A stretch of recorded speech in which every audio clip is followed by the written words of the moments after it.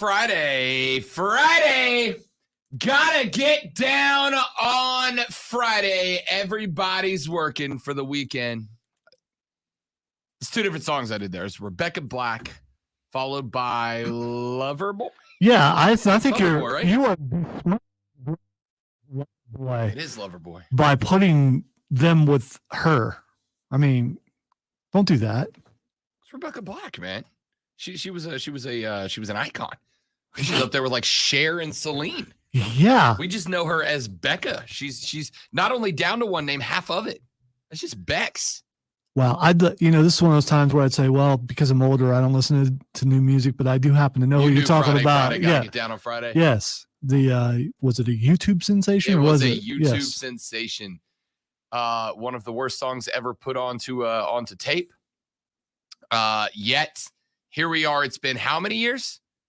Texas, and it's still around. Texas says, never do that again, Rob. Never.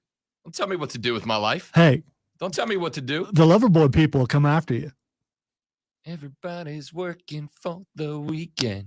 Bow, bow, bow, bow, bow, bow, bow. We play that song, actually. It's a good tune. It's just, would you consider that like dirty rock? I don't know what it is. It's like a blue collar rock, I guess. Sure. There's sung by Loverboy. Yeah, well, I mean, I put them like Night Ranger, some bands like that, or they just have a Sister Christian. Maybe the Tubes. They just kind of have this, I don't know. It's rock for people who don't want to get dirty. Yeah, I was just thinking, I don't know. It's some kind of rock. I got to look it up now. There's got to be a name to it. Hello. I'm Rob Brown. He is the great one, the pinnacle of professionalism. The Alpha and the Omega of ESPN Upstate. Colonel Grudge, #Dad Kicks. The content cash cow. He is Lonzo. And Lonzo, I did not know this. You and Russell Wilson sharing a common affliction, as he had to leave the game last night because his middle finger came down on a helmet, was sprained. He had to leave the game, did not play in the fourth quarter. Geno Smith is still in the league. Yeah. B had to play last night. One. I was completely shocked that Geno Smith was in the league, so much so I forgot to turn my mic on. We got done bowling, and I got back to the house, and I had I had the 3 TV setup going last night. I had U.S. soccer on one, I had baseball on one, and I had the NFL up on one. And I'm watching the game, and they're like, they're talking, flip the sound around based on what's happening in each game, and they go Russell Wilson out with a sprained thumb, and it looks like Pete Carroll's going to go to the backup. And I'm like, who is the backup in Seattle? I actually don't know that. Geno Smith. Yeah, I'm like, that's not. Is it Geno Smith? Geno Smith making his way onto the field last night. Was not expecting that. Here's the worst part about it. To myself, Lonzo, I said, God, how old is Geno Smith? It feels like my dude has been in the league a hot minute. How long has it been since Geno Smith was there? Lonzo, Geno Smith is 5 years younger than me. 5 years younger than me, and he's like an aged veteran in the NFL. 5 years. Yeah, but he's in his 30s. He is 30. Oh, okay. Well, if you are 30, you're in your 30s. Correct. Technically correct, which is the best kind of correct. Yeah, okay. So I thought you were 37, but apparently you're not. I don't know if that's his hair or not, if that's what you're asking. Is Ben Baby the oldest young man or the youngest old man of all time? Style choice, maybe? I don't know. Possibly. I mean, listen. For those of you who don't know Ben Baby, he is a ESPN reporter who has been working for them for years. But see, Lonzo, this is the Ben Baby I always knew, and that was a different guy. I mean, it was the same guy, but that dude clearly has aged a minute. Ben Baby, the top of Ben Baby's hair is like platinum. Yeah, that was weird. He's like Anderson Cooper. Look out, I'm coming for you. You did the same thing I did, thinking maybe it was a reflection or something, because that's weird. Texter says #ESPN push rock. Push rock? I looked it up and it said synth rock. Yeah, synth rock. They did have some keyboard, but I mean, I don't know. Push rock. Synth rock I get. Like synth rock, who would I say is a band that's synth rock? Synth rock, I would say, is like it's the same as E-rock, right? Electronic rock. Oh, I got so much thinking to do on synth rock now. All right, you know what? We don't have time to do that because we have to do a sports now. Let's do a sports. Let's do lunch. This is a very nutritious lunch. All the food groups are represented. You guys hear? What in the wide world of sports is going on here?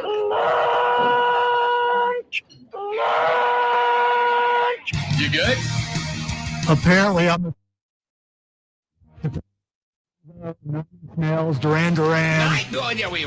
Yeah, 9-inch nails. They've got them up there. Human League, Erasure, Soft Cell. You are New Order. absolutely a synth rock fan. I am. I have no doubt about that. Who knew? I thought it was alternative, but back in the day. It would be alternative rock. Alternative rock is alternative rock.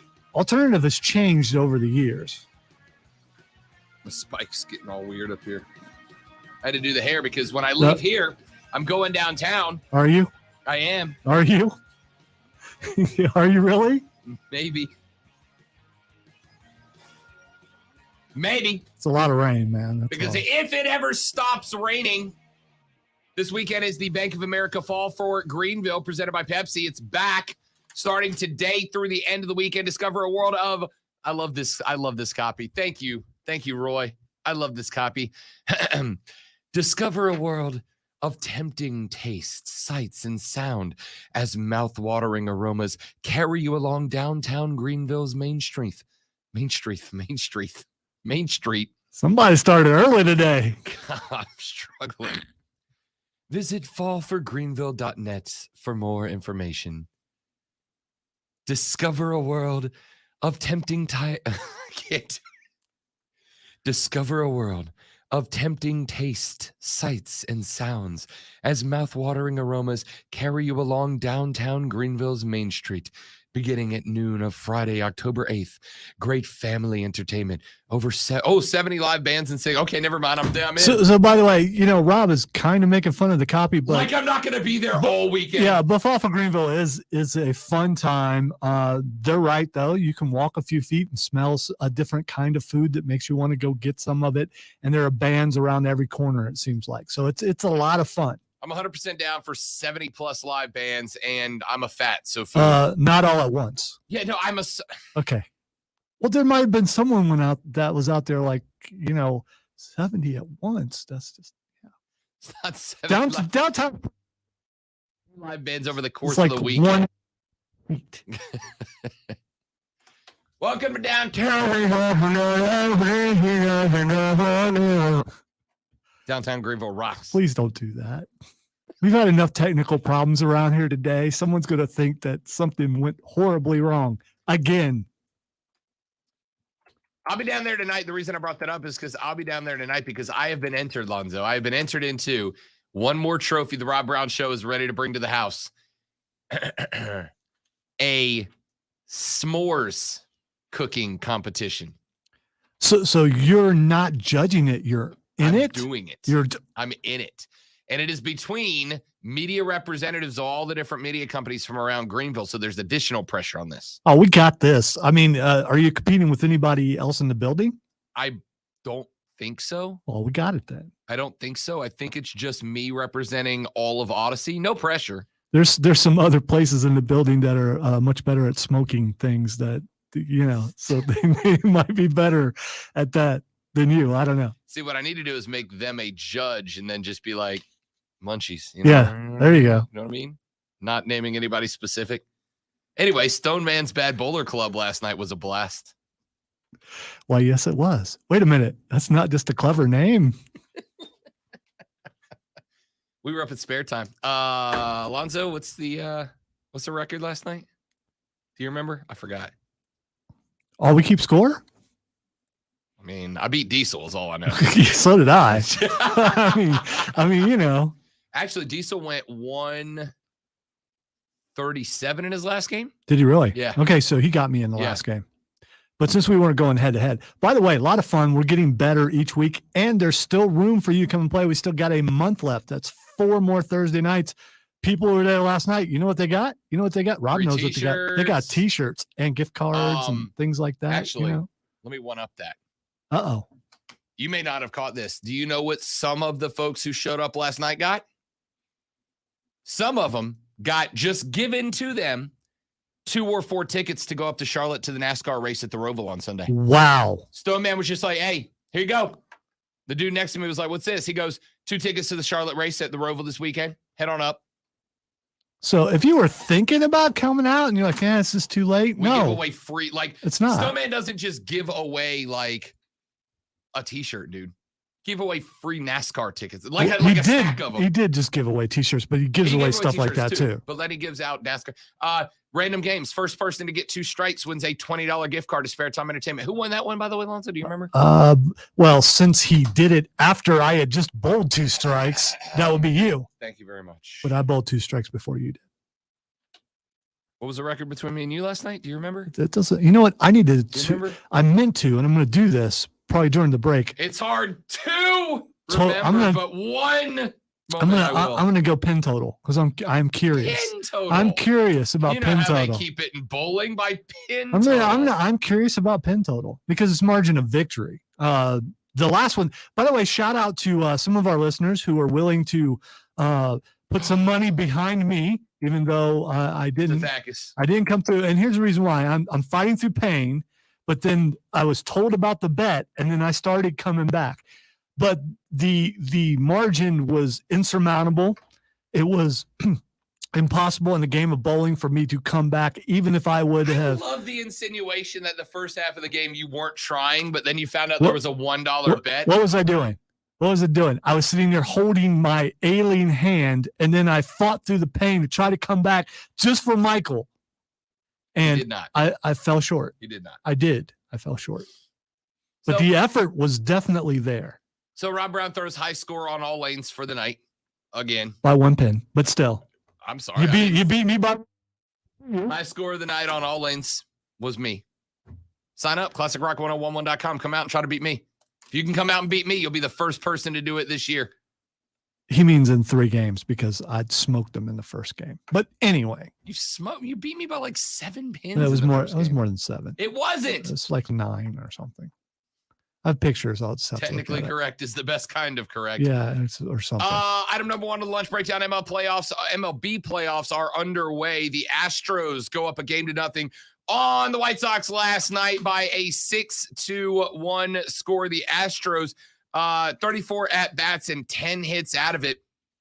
The Red Sox were 7 for 33 on the night. Last night on the hill, Lance McCullers Jr. went up for the Stros and 6.2 innings pitched, only 4 hits surrendered, 4 strikeouts as well. Not as good of a day for Lance Lynn. 3.2 innings pitched, surrendered 6 hits through that stretch last night.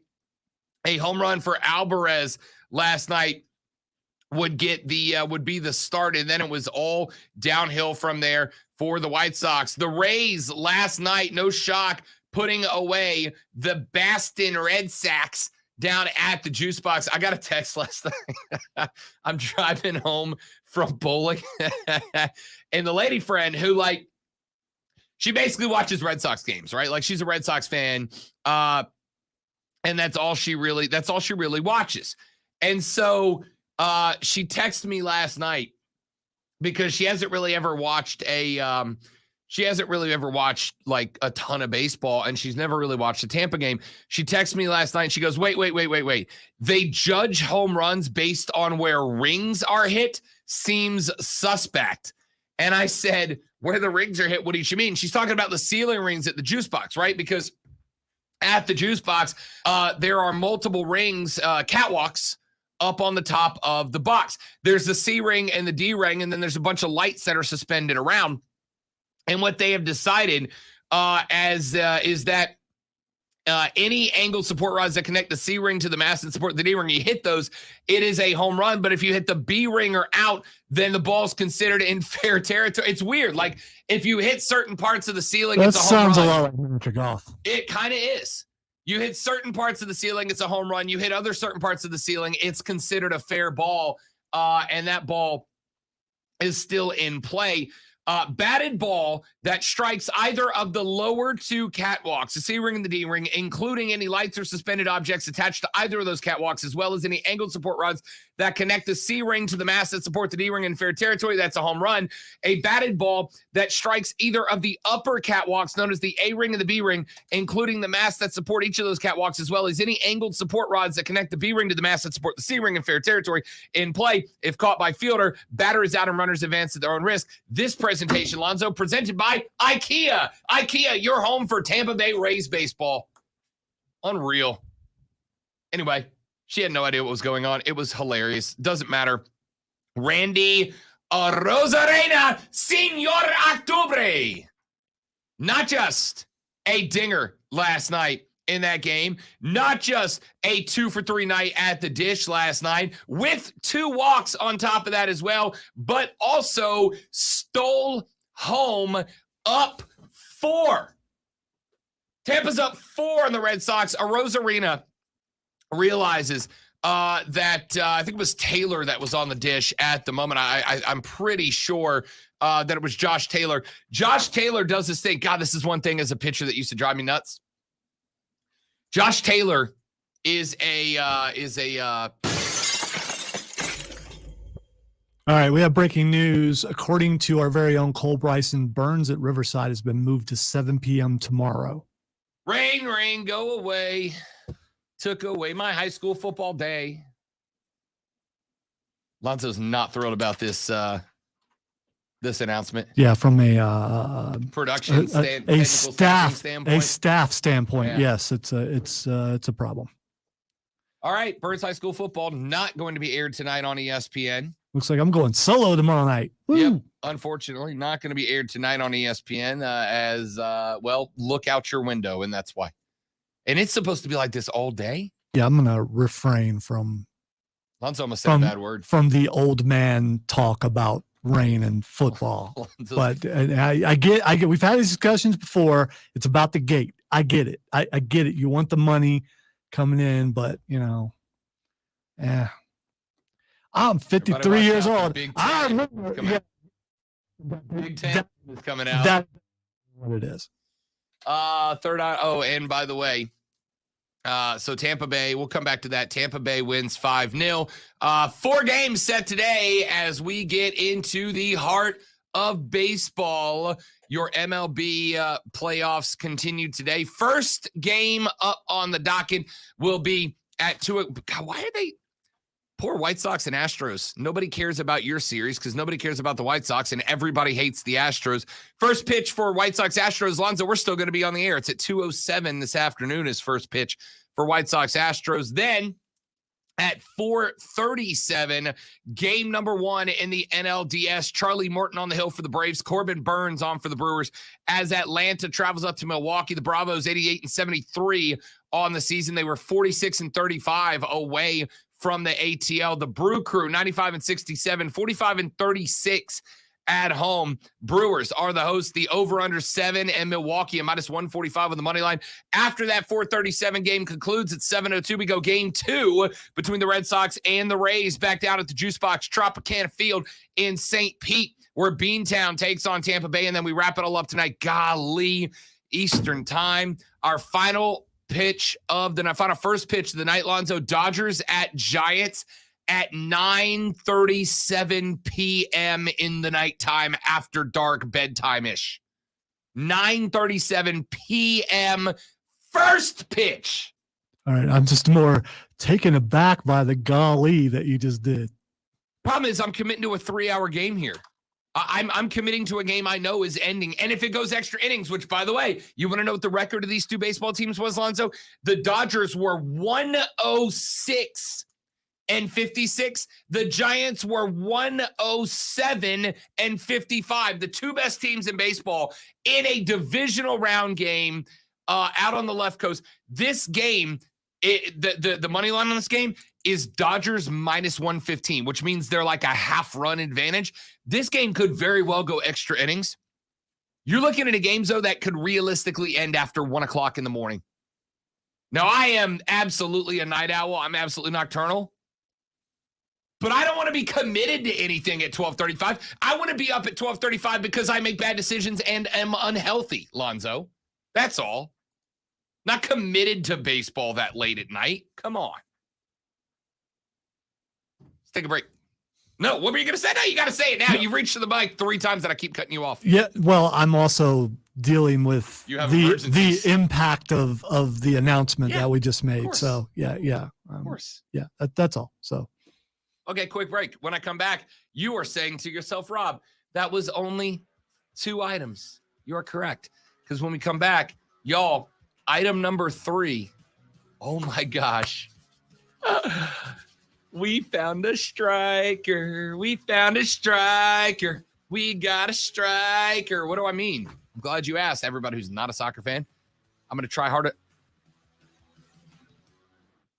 yeah, Did you just feign going to sleep and rolling your eyes on me? yeah, it's but I know who it is because I heard his name, and now when I hear his name, Pepe! Yes. I heard it this morning on Get Up, but they didn't scream like that, and you should never say his name without screaming that way. You got to do it. When we talk, or when we come back, Ricardo Pepe, 2 goals last night. And yes, your boy's excited.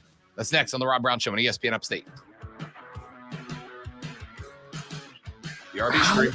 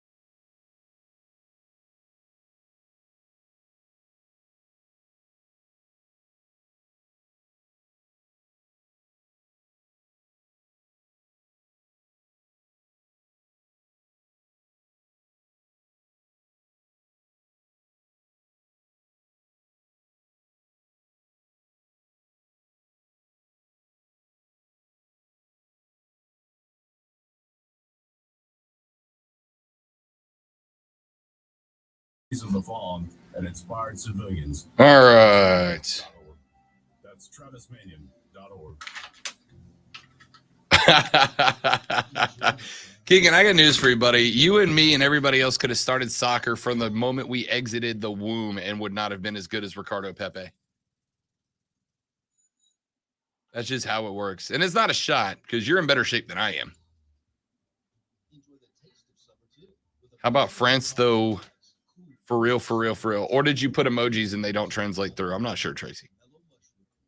Yeah, that's as soon as I started reading the rules last night about Tampa Stadium, A ring, B ring, B ring, C ring, C ring. And if it's connected and this tab moves to that, and then I was like, it's like IKEA built the stadium. Appreciate you, Lester.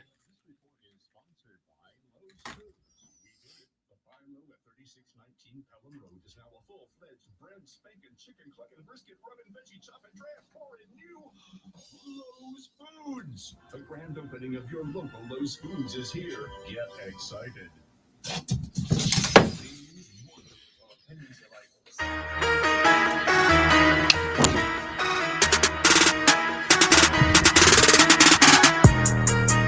Kind of an interesting segment coming up here in the next segment. We saw yesterday that an autograph picture of Shoeless Joe Jackson has now become the most expensive baseball autograph in history. Of course, Shoeless Joe Jackson from right here in Greenville. We are going to talk coming up in the next segment. I'm very excited about this to Mr. Dan Wallach. He is the executive director of the Shoeless Joe Jackson Museum. We're going to talk a little bit. I talked to him initially, reached out to him initially because I wanted to do a segment where we kind of did a 101 course about Shoeless Joe Jackson, right? Because we've been here. Some of us have gotten the opportunity to go to the museum. Some of us have not, but all of us know that Shoeless Joe Jackson is from Greenville.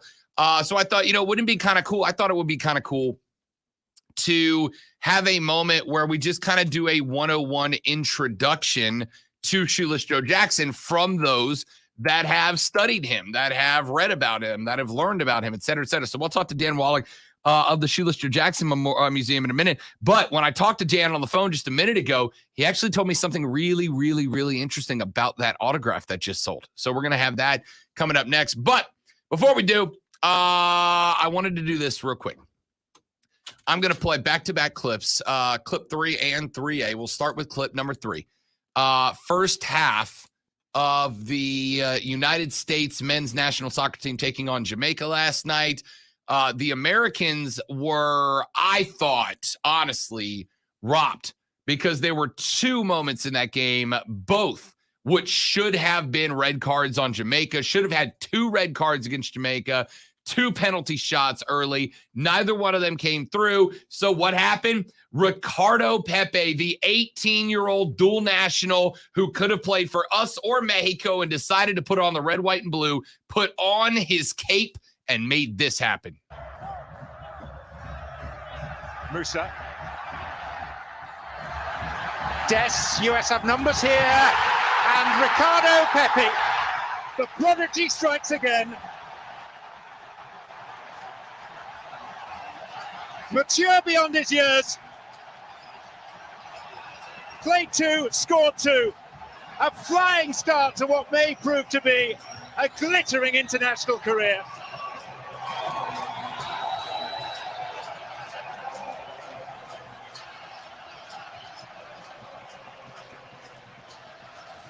Just too slow from Jamaica to react because he immediately turns on the front foot, trying to catch Jamaica out of position, and immediately Paul Arriola going direct. Des takes the spot in the space in front of him. Musa doing a wonderful job driving through the middle, but it's all about raw instincts, having a sixth sense of where the space is. Where can I hurt you? Where can I absolutely kill you in a World Cup qualifier? And that is exactly what the 18-year-old Ricardo Pepi just did here in Austin, Texas.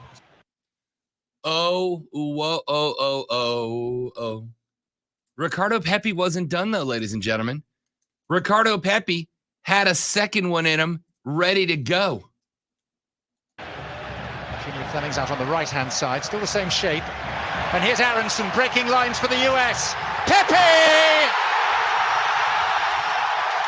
It's becoming the happiest of habits.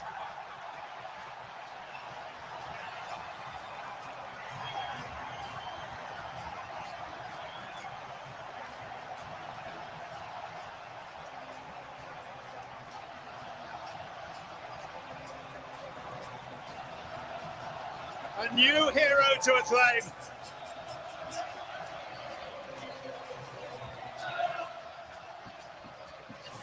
The first 3 games of this World Cup qualifying cycle, it was too methodical.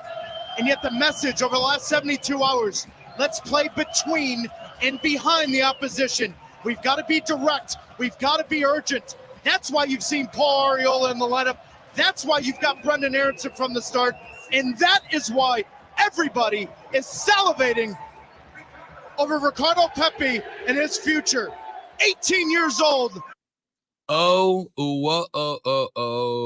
Ricardo Pepi put on the cape, knocks in a deuce, and the Americans, despite having an inexperienced, timid, young, not good referee in the helm of that game earlier, still come alive and get it done.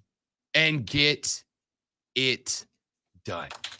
What a night for Ricardo Pepi. We're going to talk more about that later on in the show. Suffice to say, American soccer fans, I think a little more optimistic after that match last night than they were after the last window, despite coming alive late in that window for the Americans. In fact, my man Kyle Braitman just texted me a minute ago. So the fact that Canada and Mexico tied just like the United States did with Canada, what does that say about the U.S.-Canada game now? I still wanted more out of that game, Kyle. But between that and Pepi coming alive late in that series and early in this window,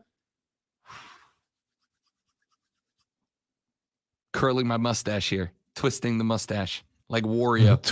Twirling the Shad Khan. When we come back, Dan Wallach is the executive director of the Shoeless Joe Jackson Memorial.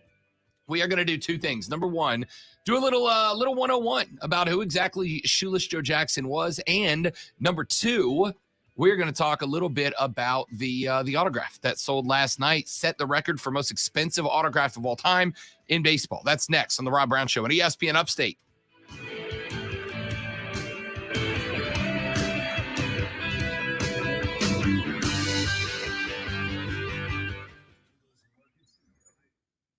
By the way, I don't know if you can see this.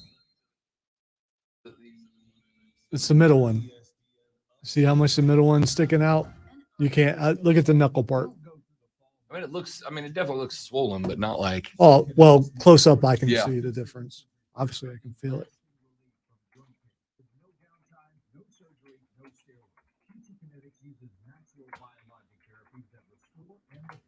If it were you, would you go get a glove? So I just don't understand how the glove works. Like, I mean, yes, because clearly it does, or else everybody wouldn't be doing it. Well, there are different ones for different things, but they don't come all the way over the fingers. They just come over the knuckles, but that would be enough. I get what they say I'm doing, and they're right. I'm gripping too tight. And it has nothing to do with the ball being loose. It has to do with the weight of the ball and not doing this a lot.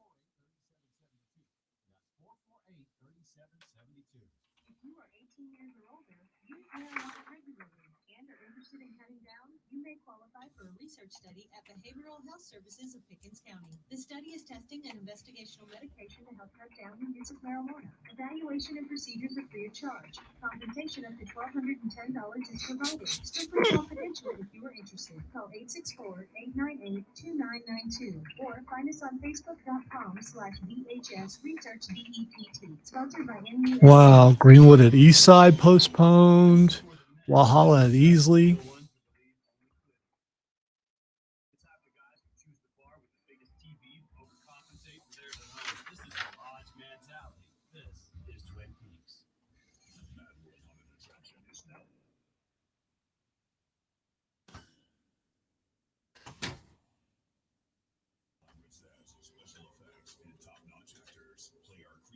incredible games and escape rooms, or check out our brand new 18-hole Ghost Town Mini Golf. Grab your friends and get ready to scream. Located in Piedmont off I-85, exit 35. Buy your tickets now at MadWorldAttractions.com. That's MadWorldAttractions.com. For the ones. I speak to Dan, please. Isn't a catchphrase. It's a culture. It's Lonzo, ESPN Upstate. Bob Brown set up an interview with you. Makes it home safe. It's going well. How are you? Granger offers supplies and solutions for every industry, as well as safety I'm trying to do as I rehearse. Yeah. Phone skill's not really good. What can I tell you? All right, we got a minute. Hang on.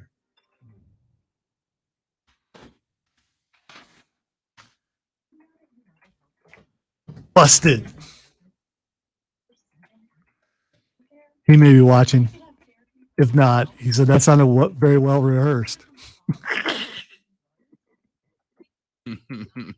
That sounds like someone who listens to the show and realizes how difficult that is for me.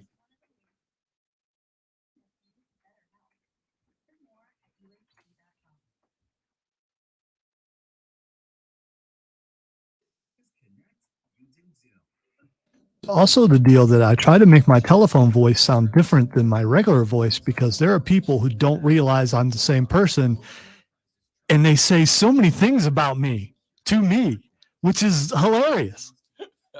I'm calling to talk about that.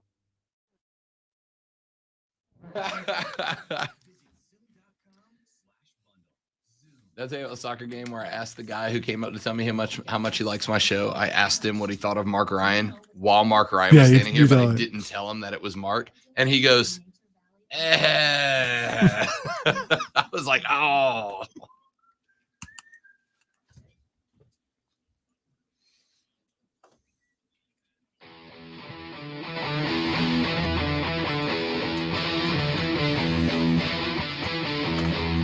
All right, kind of a cool little thing that we set up here that I wanted to get the opportunity to do. Yesterday, it was announced that an autographed picture of Shoeless Joe Jackson, a photograph taken by Frank W. Smith, sold for almost $1.5 million, the most ever paid for a signed sports autograph. And, of course, Shoeless Joe Jackson from right here in the GSP. I think it was long before it was called the GSP, but right downtown, right by Fluor Field, you can find the Shoeless Joe Jackson Museum. And in there, you will find a young man by the name of Dan Wallach. He is the executive director of the museum, and he joins us now on the Rob Brown Show at ESPN Upstate. Dan, the man, appreciate you taking a minute, buddy. Great to have you on the air. Thanks so much for having me, Rob. Of course, our pleasure. And I wanted to do one thing primarily.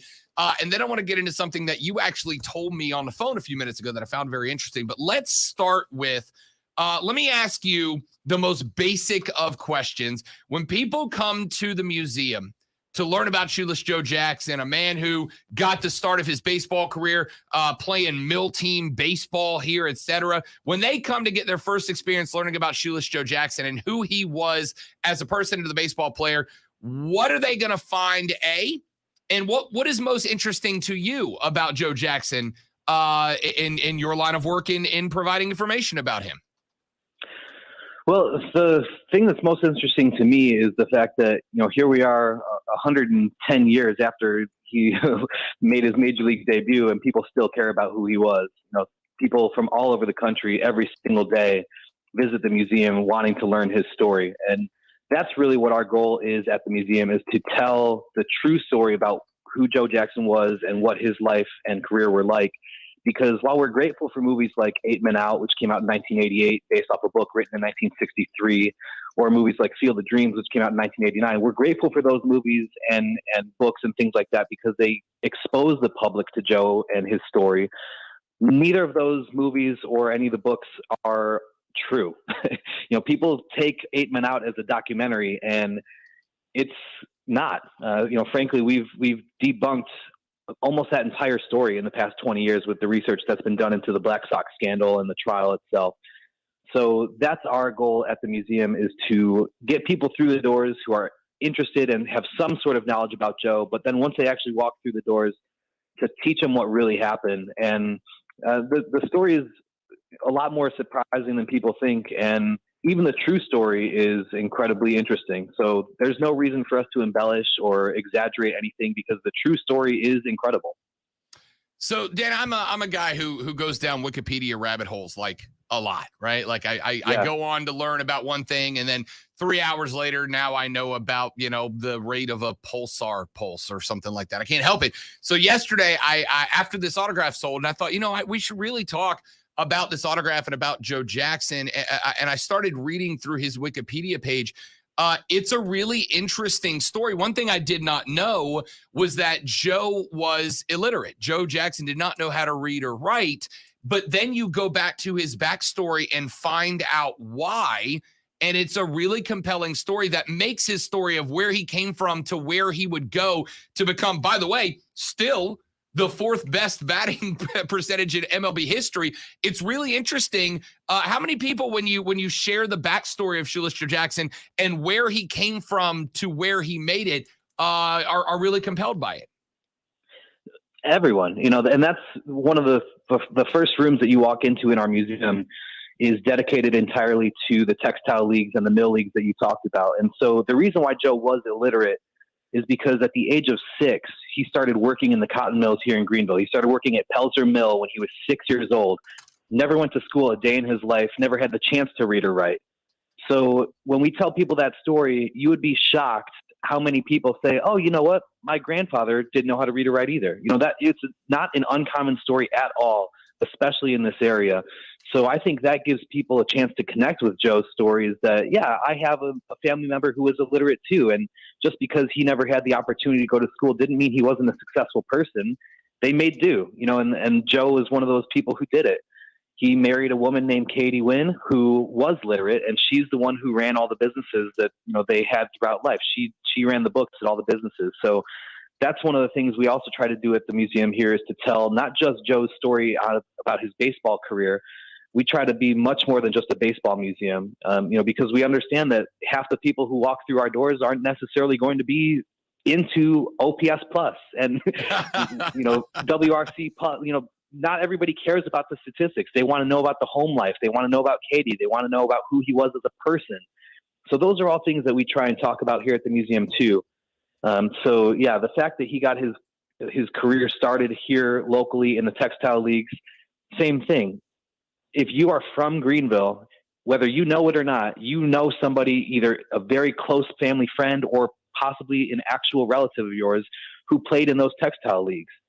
So that's one of the things that we do at our museum is connect the local community history to Joe's life and career and make it more than about, like I said, just his statistics and how great he was on the field.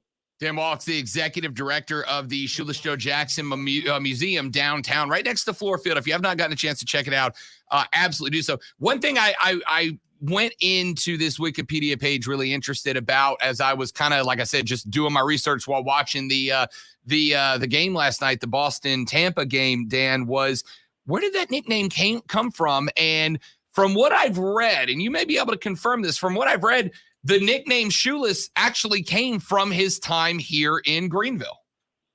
That is correct. But be careful with going down Wikipedia rabbit holes, especially that's why I called you, Dan. That's why I called you.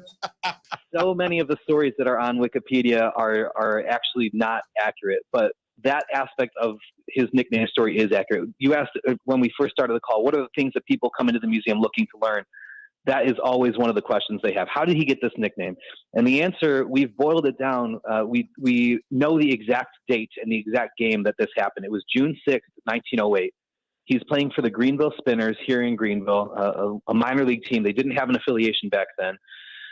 So he knew at the end of that season in 1908, he's going to get called up to the majors, and he wanted to buy a new pair of cleats so that by the time he did get called up, those cleats were broken in and it looked like he belonged. Well, the first time he wore them, June 6th that summer, they weren't broken in yet. They're a brand new pair of leather shoes from 1908.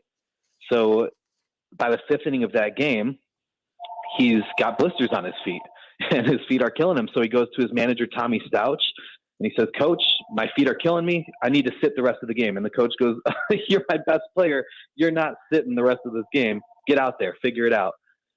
So he just takes his shoes off and plays the rest of the game in his socks. And nobody noticed until the bottom of the 7th inning. He came up to the plate with his team down 1, and he hit the longest home run in the history of the stadium in just his socks. So as he's rounding third base on his home run trot, that's the side of the field where the Anderson fans sat. The Anderson Electricians was the team they were playing against. One of the fans noticed that Joe didn't have shoes on and stood up and yelled, "You shoeless son of a gun." Didn't quite say those words, but we're on the radio. Don't want to get you guys an FCC fine. So there was a newspaper writer in the stands that day named Scoop Latimer who heard that happen, thought it was funny, and put it in the newspaper the next day. And that's why here, 113 years later, we're still calling him Shoeless Joe Jackson, was after that one incident. A lot of people thought that he played his whole career shoeless, that he played games in his bare feet. That's not what happened. There were 4 innings in the guy's entire life that he didn't have shoes on. He just did something incredible during those 4 innings. So the nickname stuck. But Joe actually hated that nickname because he knew the connotation behind it. He knew it made him sound like he was some country bumpkin who couldn't afford shoes. And that was not the case. So for the rest of his life off the field, he liked to dress very nicely. He'd wear nice shoes, nice suits, nice hats. He would drive big, nice cars because he didn't want people to think of him as Shoeless Joe. He just wanted people to think of him as Joe Jackson. There you go. That is interesting. So, I think a lot of people, like myself included, I've seen some pictures of him playing ball at the pro league, obviously with Chicago, et cetera. And he's always wearing cleats. And I'm like, why shoes? So now there's the story. 2 things, Dan. First off, I'd love to down the road, maybe over the next couple of weeks, have you on and maybe hash out the story of everything that happened through the Chicago years and being banned from baseball and his return to Greenville after he played, et cetera. But before we get there, you told me something on the phone a minute ago about this autograph that just sold for $1.47 million by Christie and Hunt Auction in New York. The picture is purported to be from 1911 and autographed by Shoeless Joe Jackson himself, which we didn't get a chance to really dive too heavy into this, but because he was illiterate, he didn't really ever sign his name. His wife signed the majority of his autographs, but you told me you've got maybe a question mark about this. Oh, there's no question mark. That picture is not signed by Joe Jackson. There are about 10 instances or so of Joe actually signing his name. They were all on legal documents towards the end of his life. And what would happen in those instances is his wife, Katie, would sign her version of his signature on a piece of paper. He'd fold it up, put it in his wallet, take it where he needed to go, and then pull it out and trace it to the best of his ability. So those instances are like the deed to the house, the deed to his liquor store, his will, a couple driver's licenses late in life, legal documents where for legal purposes it needed to be Joe's actual signature. So we know without, beyond a shadow of a doubt, what Joe's version of his own signature looked like. The signature that's on the photo that sold last night is nothing like those signatures. So there is no question. The same exact photo sold in 2015 for about $180,000. And there was a ton of uproar back then and speculation that while it sold for a lot of money, there's a chance it might not be an actual Joe Jackson signature. Obviously, Christie's passed it and Hunt passed it for this auction, recently. I'm not sure why. I guess they took a lot of stock in the PSA authentication, but there is zero doubt in my mind that is not a signature that was originated from Joe Jackson's hand. Really? That is what. So I looked at it and it was funny because as I looked at it, they actually have a picture of the autograph and I looked at the picture last night when the article went up and I thought for a guy who doesn't sign his own name, that's remarkably smooth. And now you're telling me there might be a really good reason for that. Exactly. Yeah. And it does look similar to what Katie's signature looked like, Katie's version of Joe's signature. And we have Katie's signature here in the museum. So, there's something that we can directly look at. But the thing to consider is that so many people who, learned cursive back then, that's exactly what their cursive looked like. So is it possible that photo was signed by Katie Jackson? Yeah, that's possible. But it's also possible it was just signed by some other person or not even that it was meant to be a signature, that it was just meant to be an identification. Because Sure. The other thing I've always wondered is why would he date the photo at 1911 spring training in, Alexandria, Louisiana? The logistics behind taking the photo, having the photo printed, and then having it signed all within a 1 week span. It just the timeline never really made sense to me. So I kind of always have just assumed that the writing on that photo was just an identification, not a signature. But Dan, I know for sure it is not Joe's signature. Knows for sure. Dan Wallach is the executive director of the Joe Jackson Museum. Dan, if you don't mind, next couple of weeks, I'd love to have you back on and maybe talk some more of the post-baseball career of Shoeless Joe Jackson, if you would do it with us. Anytime. Thanks so much, Rob. Love it. That's Dan Wallach. He is the executive director of the Shoeless Joe Jackson Museum. It's downtown right next to Warfield. If you haven't been there yet, do it. It's an incredible experience. Back after this on The Rob Brown Show.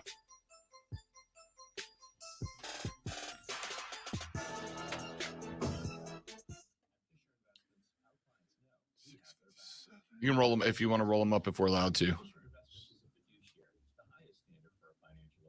Hey, man. You know who you're talking to? We get it. Actually, unless I'm adding incorrectly, we should be able to come back and finish the hour less than a minute. Okay. I got rid of the weather and the promo. We were on the edge of me having to move something, but I would have moved something so we would have separation. So we can tailor their portfolio to their specific needs. Our goal is to help them achieve a comfortable retirement. Sounds like a big responsibility.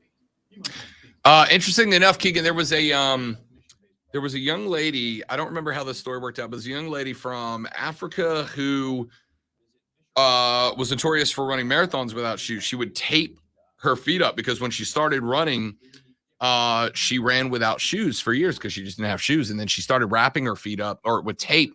Then Nike sponsored her in her first race. I could be recalling this incorrectly, but it was like her first race. She started running with the shoes, and then she realized she didn't like it, but she didn't want to threaten the sponsorship. So she took the Nikes off. She tied the laces around, and she wore them around her neck so that she would carry the Nikes through the marathon. If I recall how that story went. Hope you know I was just joking a couple seconds ago. I was not serious. About? We're good because you wouldn't. Oh, yeah. Okay.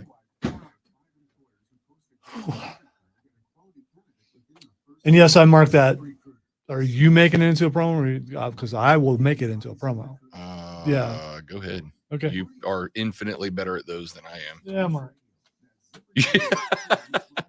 Which part are you going to do it? The actual educational part or the part where he says the controversial part? Yeah.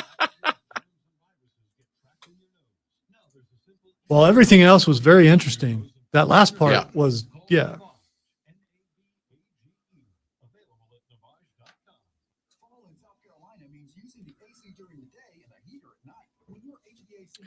especially if it were to be proven that he's right down the road, which I don't doubt that he's I don't know right. that you can prove. Right. You know what I mean? Like, I didn't know that Joe Jackson was illiterate, and that does put it into question. Yeah. I mean, did they get a handwriting expert? And if they did, I don't know. Well, I guess it has to be part of the authentication, doesn't there's it? going to be one guy, I'm going to go, it's the museum that has more known Joe Jackson documents than anywhere else, you know? Did you see this? Watch the, oh, they're not going to. The player grabs a foul ball and he gets dumped into, he slides down the stairs to the dugout. Mm-hmm. So the umpire is running up to the railing and he's looking at the player to make sure he doesn't like scoop the ball up. And as he's looking, he goes to call out. Well, he's not paying attention and he hits the railing to the dugout. Whew, straight over it.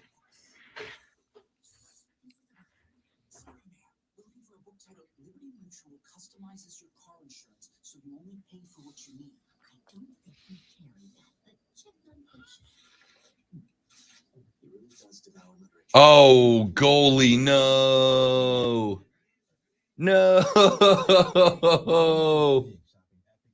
That's not good. It's actually very, very bad. And with her brand new tableware, everyone's welcome at Maureen's table. All of her family, friends, even her neighbor with the pet. All right, we'll have like 20 seconds. Okay, that's all I need.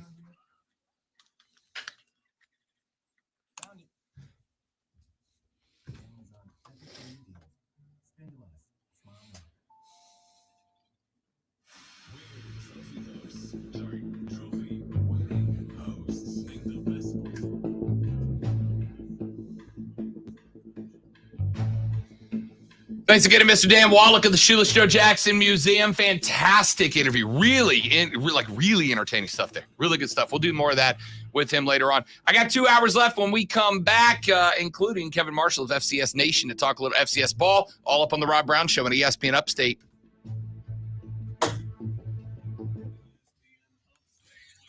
Well done, sir. I'd clap, but it would hurt. You poor guy. Not really. I've had worse injuries than this. It's just stupid.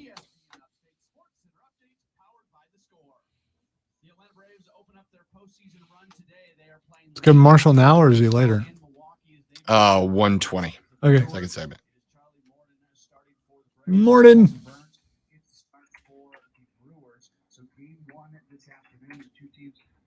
Another afternoon game tomorrow for Max Fried is set to make the start for the Braves, and it'll be Brandon Woodruff who gets the start for the Brewers. 4 playoff games are being played today across Major League Baseball. The games coming up after the Braves-Brewers game: Red Sox at the Rays, Dodgers at the Giants.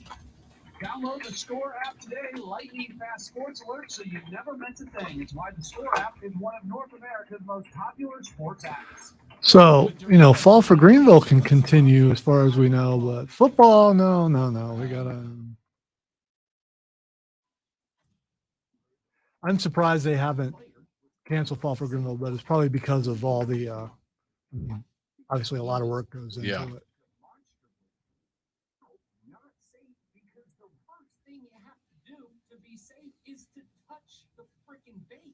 You know what Alec Bohm didn't do? Touch the freaking base. He just didn't touch it at all. This is not all bang bang play. There was no bang bang because there wasn't no bang in the bang bang. There was just one bang, which was the tag. Bang bang is when runner's foot hits base. QC Kinetics in the first break.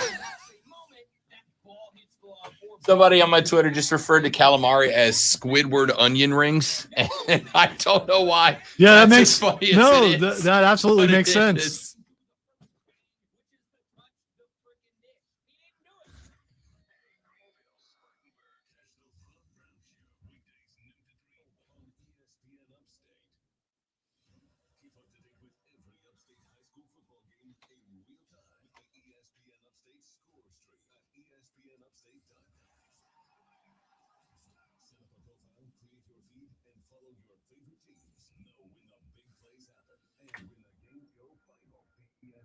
Okay, The Rock just dropped a rap song. He did that 2 years ago. Kid, honestly, I can go on and on. I can Dwayne explain The every Rock match Johnson, phenomenon. he's trending, makes rap debut in Tech in I don't know. Is it Tech 9? Buries its guts. Sprouted a tree. Now you got coconuts. What's the lesson? What is the takeaway? Don't mess with me when he's on a breakaway. And the tapestry here on my skin is a map of the victory I win. The Rock drops a rap. The Rock dropped the rap 2 years ago in Moana, son. Maui dropped the rap. Yeah, Dwayne Maui okay. Johnson. Okay, you're just sitting there, you're spouting this off, and I'm like, man, it sounds kind of familiar, and it's from that don't count really. Does that not count? It doesn't count. How does it not count? It's a rap. Yesterday, you got offended when I said that Will Smith was not real rap. Now I'm telling you that Moana is real rap, and you're like, no. So You got to be consistent. no. So Moana is real rap, but Will Smith is not. No, I said to you that Will Smith. No. That's not a real. When I say rap, and I'm talking real rap, I'm talking like. Why you just suddenly go street when you? I did. You did. I mean, there's a little bit in there. So anyway, ladies and gentlemen, The Rock is Brown trending. Show is back on your radio. I am the haughty intellectual Rob Brown. To the immediate forefront of me, the opposite. He is the great one. He is my compatriot, my confidant, my I are smart partner in arms. He is Lonzo. Together, we form the best sports talk radio show in the state of South Carolina. We form the Rob Brown Show right here on ESPN Upstate, 97.7 FM in Greenville, 97.1 FM in Spartanburg, and of course, all around the world on the the Odyssey app, AUDACY. I know I can't here's a fun thing. You always lose it at some I know. point. I know. I do 3 hours of yelling like this and not screw it up. As soon as I drop back into this voice, within moments, I flub. And if I'm going to flub, I should stay away from that word. Yeah, you should. So is Tech N9 so this is Tech 9, right? Is that the rapper's name? Yeah. Tech 9, so that's how it will be said. Yeah. Some Is he people, part of it? a lot of why is the rock on a Tech 9 song? I don't know. But now we're gonna have to listen to it to find out if it's you'll have to help me judge since I don't know what real rap is. Right. We'll have to listen and you'll have to say that's a real rap song as opposed to that's not, So, have you listened to it yet? No, You've not listened to it yet. no, it's trending and it's all over the place now. I wonder what The Rock says. So I'm proud of me sometimes. Not right now, but sometimes. About 5 of us got that. We're like, yeah. Texter says Will Smith is real rap. Come on, man. What are we even talking about? Real rap? What does that even mean? You know what I mean. No. You know. No. We've had this conversation off the air. So Okay. so it happened.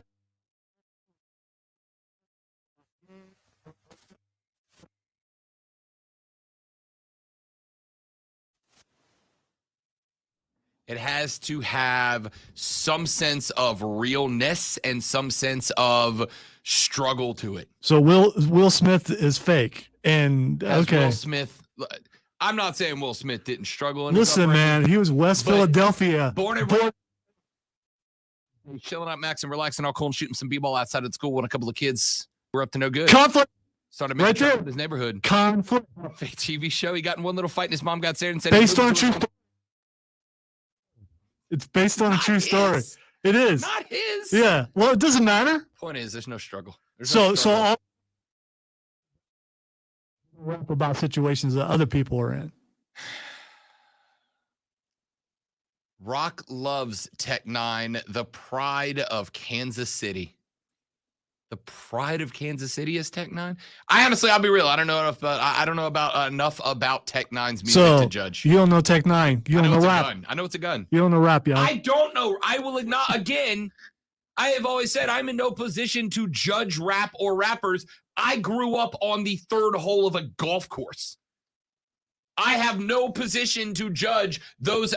Hey, I mistook your passion for knowledge. No. I'm so Not mine. You did that. Thanks again. Big thanks to Mr. Dan Wallach. He's the executive director of the Shoeless Joe Jackson. I don't know about you, Zoe. We had what? We had like 10 minutes with him. And it's interesting to me. The girlfriend got very frustrated with me when we were in Boston, because obviously Boston is the site of how many incredibly important sites in in American history, right? Like it's the cradle of liberty. It's where all of that started. When we were going places, like we got to go see where the Boston Tea Party takes place, right? And they actually have a museum there where you can go in, and they actually have the only documented crate tea box that made it from the Boston Tea Party. You can go in and see it. And so anyway, I'm at the museum, and I'm like 30 minutes later to brunch. Then I told the girlfriend I'd be at, and she's like, "What are you doing?" I'm like, "I'm learning a bunch."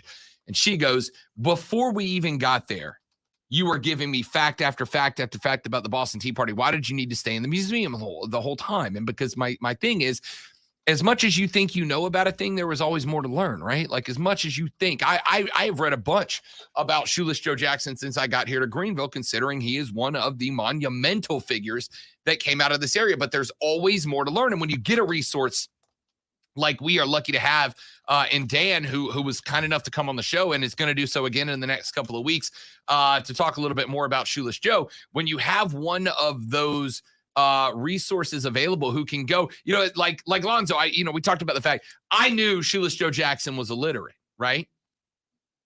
But the story about why my man started working in a textile mill at 6 years old, because that's what had to happen. Not just working in the textile mill, but working 12-hour days, 6 or 7 days a week in the textile mill, just so his family could make it. And then we may never have heard about Shoeless Joe Jackson, Lonzo, except for there was a Mill League baseball team or baseball league. And basically, they needed bodies on the team. So the guy who ran the mill went to Joe's mom and was like, hey, I'm putting your kid on the team. We're going to get, I think he got something like 50 cents. I don't remember. Don't quote me. Go to the museum. They'll know better than me. But it got like some amount of cents per game to play on this team. And then he just ultimately ends up working his way up to Major League Baseball. It's a remarkable story. Remarkable story.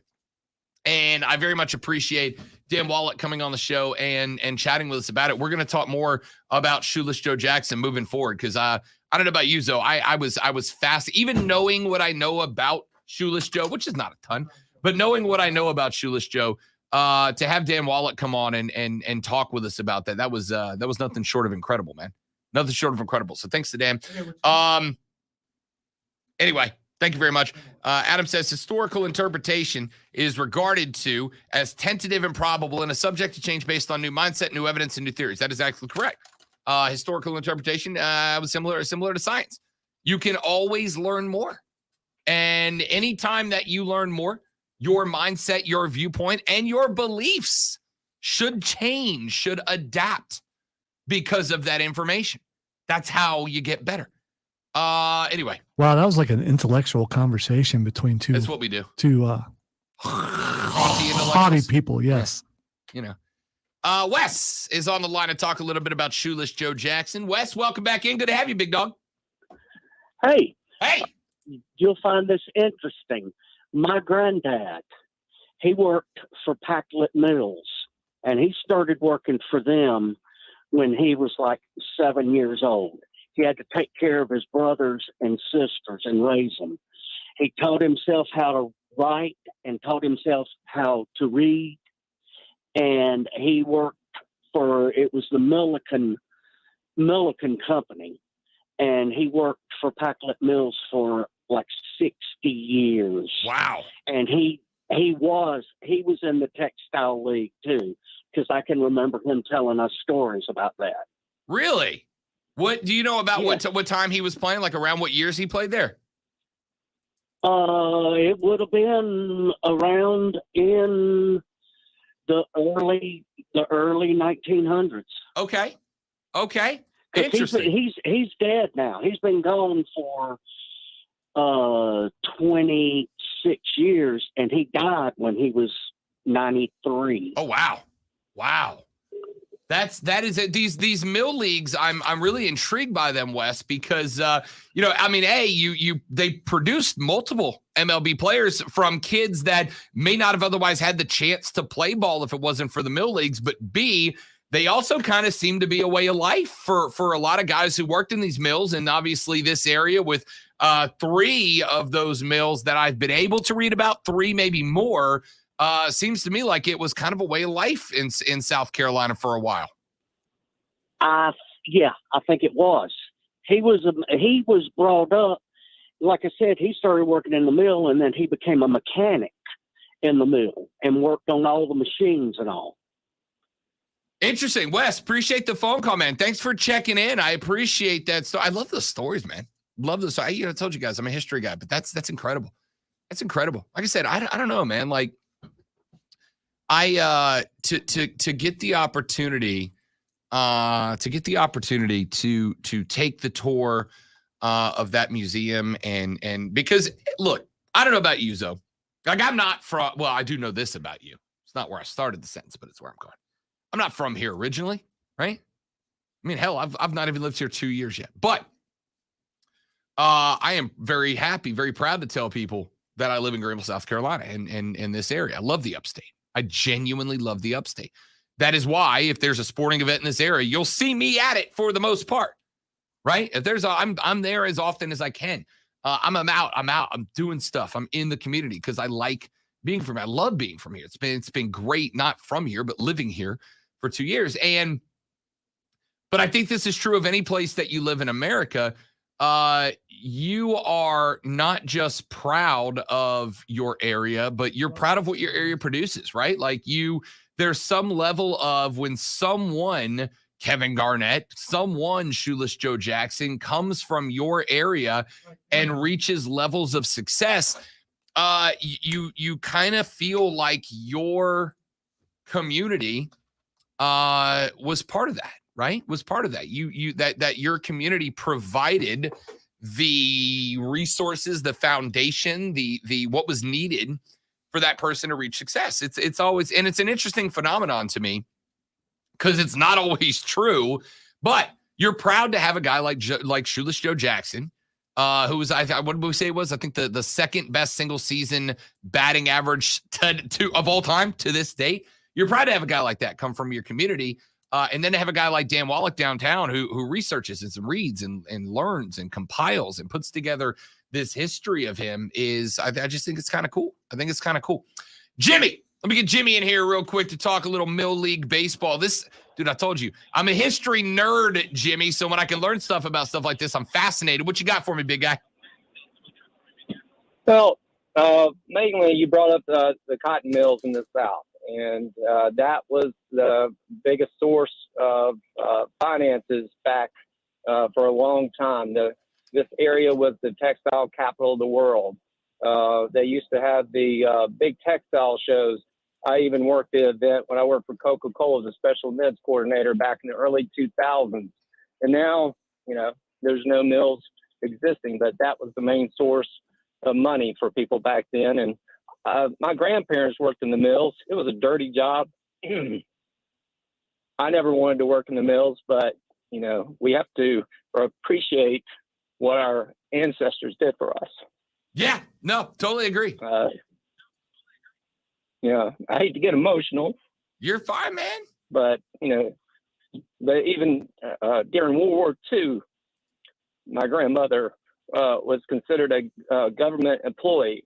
She made the woven material for the officers' uniforms and stuff. Wow, really? So, That's interesting. That's interesting. Jimmy, I appreciate it, man. Great to talk to you. Thanks so much for your contribution to the show. Good to have you on the air. That's what we're saying. These kinds of stories fascinate me. Like, I know we're away from sports, and we're going to get Kevin Marshall from FCS Nation here on the show in the next segment to talk a little bit Furman and Wofford football as we head towards another weekend. Because, hey, you know who plays Furman tomorrow? You know who plays Wofford tomorrow? Each other. It's rivalry day, son. Somebody get Kevin in here. But yeah, excited. It's interesting to learn about stuff like that. And like I said, without Mill League baseball, there is no Shoeless Joe Jackson, right? But I suspect that there are a lot of folks from this area, like Jimmy right there. A lot of folks from this area that their grandparents may have been around the Mill Leagues and played. I'm sure there's some great grandparents of folks that are listening to the show whose great grandparents may have played with Shoeless Joe Jackson in the Mill Leagues. Who knows? It's fascinating to me. Texas says ESPN, Debo, yo. Yeah, man. You get those guys that come from here and go on to things. There's always something impressed. Let's see, on Twitter at @Red_Watson. Red, what up, big fella? Says famous behavioral psychologist John B. Watson is from Greenville. Also went and looked it up. John B. Watson, who advanced change in the psychological discipline in the scientific theory of behaviorism, which now I have to spend the entire break reading. Thank you, Red. You've given me one more thing to learn about. Is from Traveler's Rest, as a matter of fact. He's from TR and is considered one of the most important psychologists in American history. So John Brodus Watson, born in TR in January 1878. Brodus. Okay. Yep. John Brodus Watson. Hey, Red, I just realized a similarity in last name. Are you related? Yeah, because I noticed that too. Yeah. Yeah. All right, seriously, I'm for real. Are you guys related? I'm curious. I mean, maybe. Quick break. Kevin Marshall from FCS Nation joins us to talk Furman and Wofford ball next on the Rob Brown Show and ESPN Upstate. QC Connects.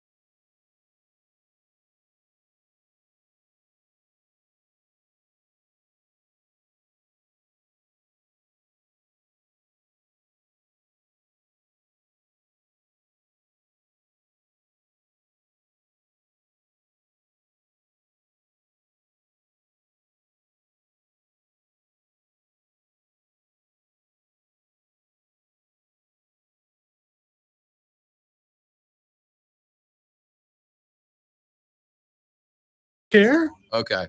I don't care. Well, then You- I will, because that's you know, unbelievable. A good way to face something that really bothers you Is to have it just is overwhelmingly yeah, it's not going to stop. sensory It's not going overload. to stop. But I'm 53, and it's been a problem since I was a kid. It just was in the background always. During the break, I don't know why it popped into my head about a segment ago, but the old Muppets Phenomena, do do do do do, Phenomena, do do do. I'm pretty sure it was out before them. I'm sure it was, but the version I know is the Muppets. I'm not about to look it up. I have so much to research after the show. Anyway, that popped into my head, and I started singing it as we went off. That, like, I got done with my endorsement there, and started going Phenomena, do do do do do. And then Lonzo tells me that he used to have nightmares where the monster chasing him was singing that song. And so he hates it now. And that's really interesting to me. Do, do, do, do, do. There's never been a better time to switch to Spectrum Mobile. You could save hundreds of Hey, dollars Kevin, on please. your mobile bill. Plus, there are no Hey, it's Lonzo, extra ESPN taxes, Upstate. hidden fees, or no contracts. Try It's going Spectrum good. How are you? Mobile's savings calculator today, and in 3 easy steps, you'll see how much Yeah. you save You by know, switching. it's more natural with you.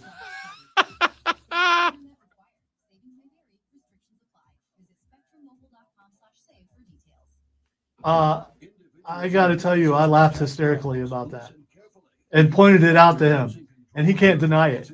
What? The color me bad comment. You don't remember from last night? Oh, yeah. Now you- Yeah. All right, hang on, Kevin.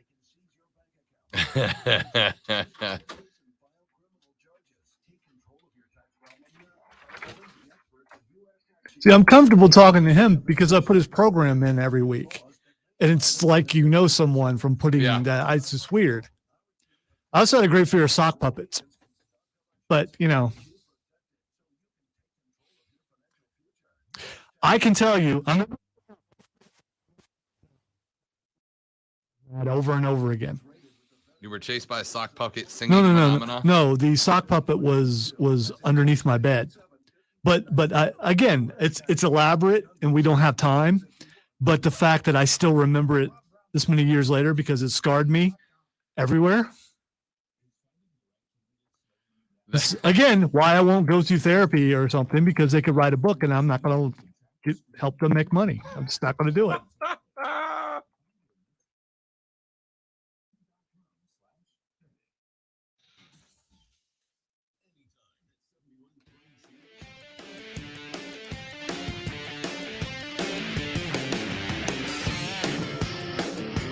All right, the Rob Brown Show back on your radio. It's ESPN Upstate 97.7 FM Greenville, 97.1 FM Spartanburg, all around the world on the Odyssey app, AUDACY. Pick it up and you can listen to it anywhere, anytime. You've got a speaker and an internet connection, which means that you don't have to miss a moment of broadcasting, including when we share the airwaves with an icon like our next guest. Of course, he is the host of the FCS Nation radio broadcast, which you can hear on the weekends, on Saturdays, right here on ESPN Upstate. My man, the myth, the legend, Kevin Marshall joins us here on the show. Kevin, what's up, big fella? Welcome back. Thank you, Rob. It's pretty chilly here in Montana. Might have snow on Tuesday. So everybody here is kind of, nobody buys all the milk, eggs, bread, and cheese whenever it's going to snow in Montana. Down south, I just guess when it's going to snow, people think there's going to be a French toast shortage of some kind, right? So they buy up all the milk and the bread and the eggs. But should be a really great weekend of FCS college football. A lot of big games taking place all over the country. I never understand what like, those are the same supplies, whether it's earthquake, hurricane, tornado, blizzard. It's milk, eggs, and bread. Why is that always the three things that the stores sell out of? Is there some sort of manna sandwich that I am unaware of that those three ingredients create in the face of a disaster? I don't know how it works. The only thing I can think of is French toast. And I like it, but not that much. Kevin Marshall is the host of FCS Nation. You can listen to them right here on ESPN Upstate every Saturday, late morning, as they talk FCS ball. And obviously, big weekend down here in the Upstate, Kevin, because we got Furman, we got Wofford taking it's a rivalry game. It's just up the road from us in beautiful Spartanburg, South Carolina. Just give me your thoughts, like in general, what this game looks like, and then we'll start breaking down specifics. Look, it's a must-win for Furman. If they want to stay in the SoCon race, they've got to take care of teams they should beat. And unfortunately for Wofford Terrier fans, that's Wofford this year. It's hard to believe that we do a national show about FCS football, and the Furman-Wofford game was so far down the list of the best games taking place this week that we didn't even get to it, which is really odd. This is usually a matchup of top 25 at least, sometimes top 15 teams. But Furman is really struggling right now to stay relevant in the SoCon with already having a loss to Mercer. Look, the Citadel beat VMI last week, so they're 1-0 in the league too. I don't know if Furman cannot beat Wofford. I don't think 2 losses is going to get you there this year. I think that the winner of the SoCon is probably going to have 1 conference loss, maybe 2. And if you're Furman right now, you cannot lose that second game this early because you have just a brutal schedule the rest of the way. When you are getting as we head towards the playoffs, when teams look back at a Furman, you mentioned the 24-3 loss to Furman, and listen, that's not a bad little Mercer team. I think you even talked about that on the show a few weeks back before we got to that game. Of course, they were coming off that 45-7 loss to NC State on the road up in Raleigh. Like you mentioned, and we talked about, I remember talking to you about this last year too, right? Like games against the Citadel and East Tennessee State. These are games that one after the other, the degree of difficulty can stack up. Is being able to take care of Wofford before you got the Citadel next week. Is it game over? Is there any way Furman can survive if they fell to Wofford this weekend? Well, yes, but you have to rely on other people to do things to the top teams in the league.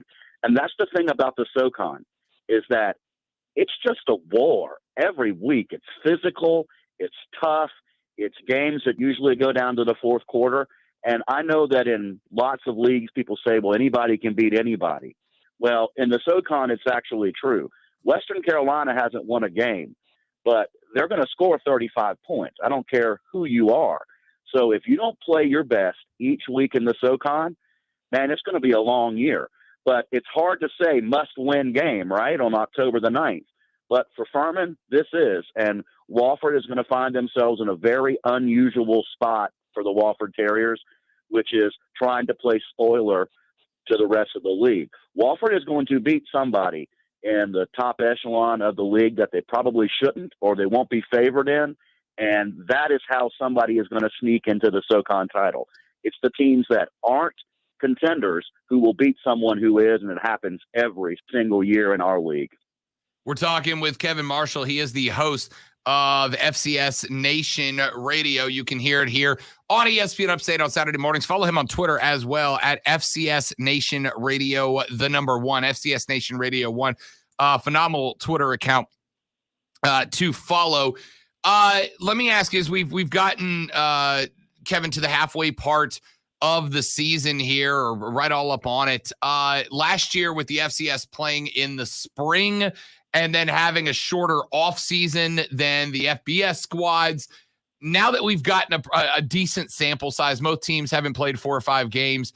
Has there been any impact that you've been able to pick out? Has there been anything, any holdovers, any lasting effects from having a short off season and playing late last year that we've seen play out in this year's season across the board? I don't think there's been any negatives. And I know that some people were really looking for those, to try to point out that playing in the spring was a bad idea. But you look at some of the teams that did very well in the spring, and maybe not a lot was expected from them, like Southern Illinois. They're at South Dakota State this weekend for a huge game. You look at Missouri State, which is coached by Bobby Petrino. That's a name everybody should know, right? We had him on the show just about 3 weeks ago. these teams put together solid springs and made the playoffs, and people probably, didn't have them circled as playoff teams when the spring started, and they used that to springboard, no pun intended, into a really good fall. I think people were waiting for injuries to mount up and, to fit their narrative of how things were going to go, but we just haven't seen it nationally. I think the teams that played in the spring were a lot sharper the first couple of games because, some of these teams haven't played a football game in almost 2 years. So I think we're going to look back on that spring season and say we hope we never have to do it again. But for this year, look, it's undeniable that FCS did fairly well against FBS so far. And, especially with the Montana win over a top 20 ranked Washington. South Dakota State dominated Colorado State. These are teams that are good, solid, offensive, running the football, playing defense, and solid special teams. And when you start off in the fall, they say the biggest improvement is between game number 1 and game number 2. That's what coaches say. Well, for FCS teams, maybe the biggest improvement was having all those practices in the spring, playing a full schedule for the most part, and then turning around and doing it again several months later. I think it's been an advantage, Rob, not a disadvantage. Kevin Marshall, host of FCS Nation Radio. You can hear them Saturday mornings here on ESPN Upstate. So one or two more questions about Furman Wofford, obviously. 2 years ago, 2019, you had two monster teams taking on each other, the then 7th-ranked Paladins. They were going for an outright league title. Wofford was ranked number 20 in the country in FCS ball at that point. This season, not so much. Two of the least productive and lowest scoring offenses in the SoCon, Furman 2-2. 8th in the league in total offense with under 337 yards a game. They are last in scoring. Wofford at 1-3 is last in offense and 8th in scoring. Is this a momentum game? I mean, is there any chance that this rivalry game could be the game that sparks one of these two teams to life? I think so if you're Furman. And I'm not really all that down on Wofford. I just think that, look, 8th in the league in offense for Wofford. This is a team that used to be 1 or 2 or 3 in the country in rushing. And I get they've kind of switched systems, trying to be more balanced. I understand that. But it's just hard to wrap your head around that fact. I mean, Wofford used to be a team that even if you knew what was coming, you couldn't stop it because they executed. And Furman, look, I may be the only one that thinks this, but I just think they try to do too much on offense, Rob. You're trying to run the best of about 4 different systems instead of concentrating on something that you do really well. Furman doesn't have to be flashy. They have a lot of good talent, especially on the offensive line. I think they could just line up, run the football, and then hit you off a play action. I mean, if Devin Wynn doesn't carry that team, Furman's not going to win. Hamp Sisson is a good quarterback, but I'm not sure he can drop back there 42 times and that Furman can beat anybody like that. So, when you talk about two teams that are traditionally very solid, both sides of the ball, being that far down in the SoCon in offensive production, that's just hard to wrap your head around because it hasn't been like that in a long, long time. Kevin Marshall, host of the FCS Nation radio program. You'll hear it on Saturday mornings here on ESPN Upstate. So outside of the rivalry game, Mr. Marshall, looking around the rest of FCS ball, give me 2-3 other games that you really think folks should put an eyeball on this weekend. Southern Illinois at South Dakota State from the Missouri Valley Football Conference. Villanova is at James Madison. From the CAA, you also have Citadel at East Tennessee State. From the SoCon, I mean, this will be an opportunity for the Citadel to knock off back-to-back ranked teams 2 weeks in a row. You also, one of the ones that I circled too is Delaware at Rhode Island. Rhode Island is perennially one of those also-ran teams in the Colonial Athletic Association, but they're pretty good this year, and they can put up points. They average about 35 points a game. Delaware's quarterback situation is kind of muddled with their really just outstanding and tough as nails quarterback, Nolan Henderson. Maybe not going to be able to play much. Last week, he handed the ball off, threw it 7 times. Those are games that you have to circle. And one sneaky good game, is Southeastern Louisiana at Nichols. That game might break the scoreboard. Both of those teams can put up points in bunches. That's a 40-38 type ball game waiting to happen.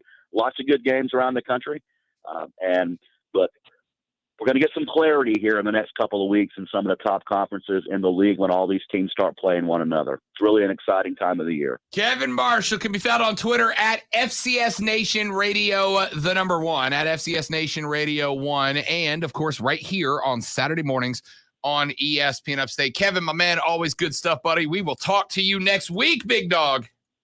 Appreciate it, Rob. And y'all keep up with that bowling. I enjoy watching that. And like I said, man, who knew that the singer for Color Me Bad was going to be bowling with y'all? It was amazing.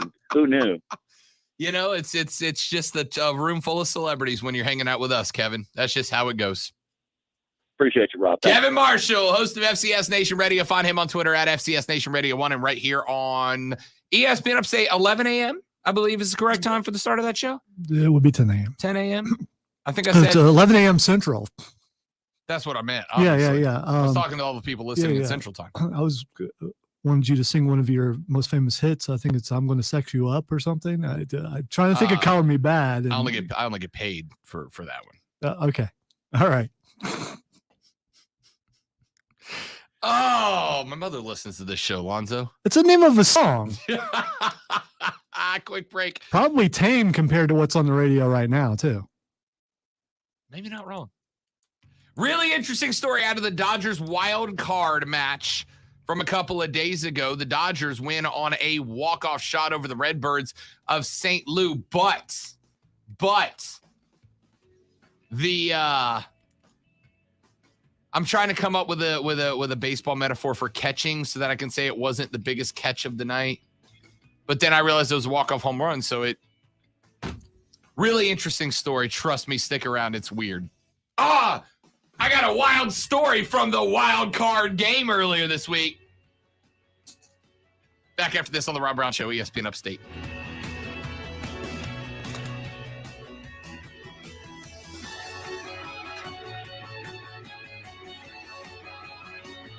I'm dumb. I acknowledge it.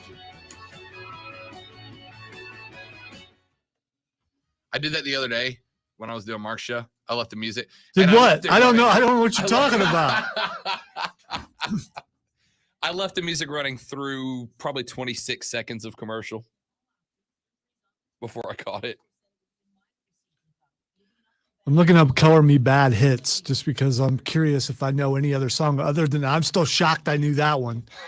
"All for Love," was that a hit? I think that might have been a hit. Sounds like it. "I Adore Me More." Oh.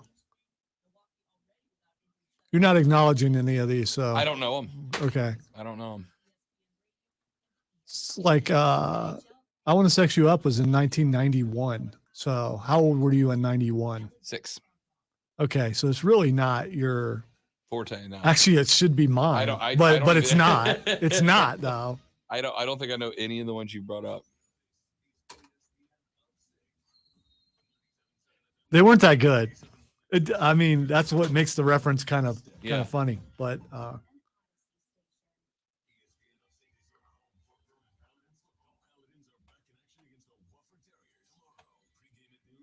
you know, a band that was good. They sent over cookies. Did you go get cookies?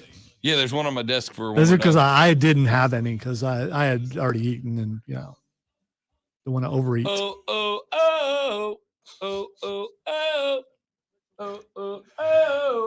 We're back. We want you to remember some cookies. Although New Kid just shot up about 8 spots on my Boy Ben Power rankings because they sent over cookies.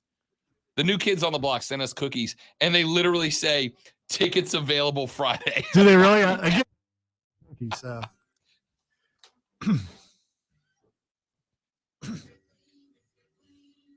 I thought he went to get his cookie.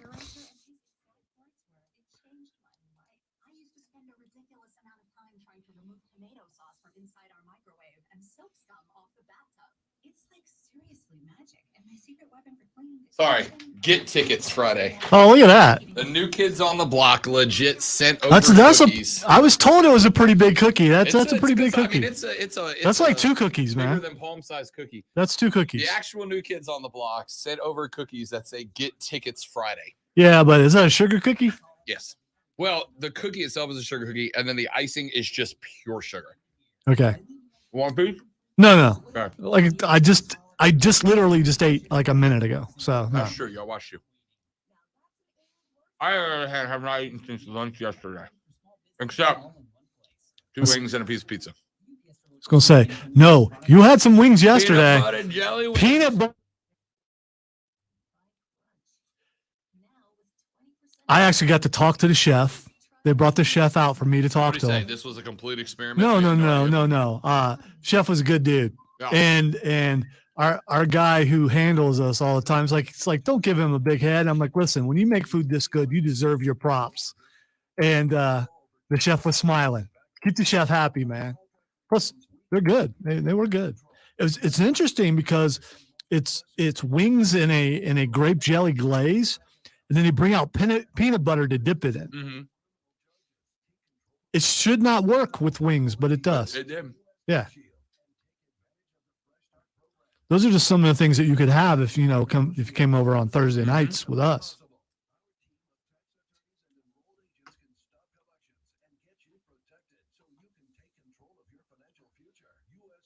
He mentioned that they had them, and my wife immediately came to me and said, "You're going to try them, aren't you?" It's like, yeah, because I will try stuff like that.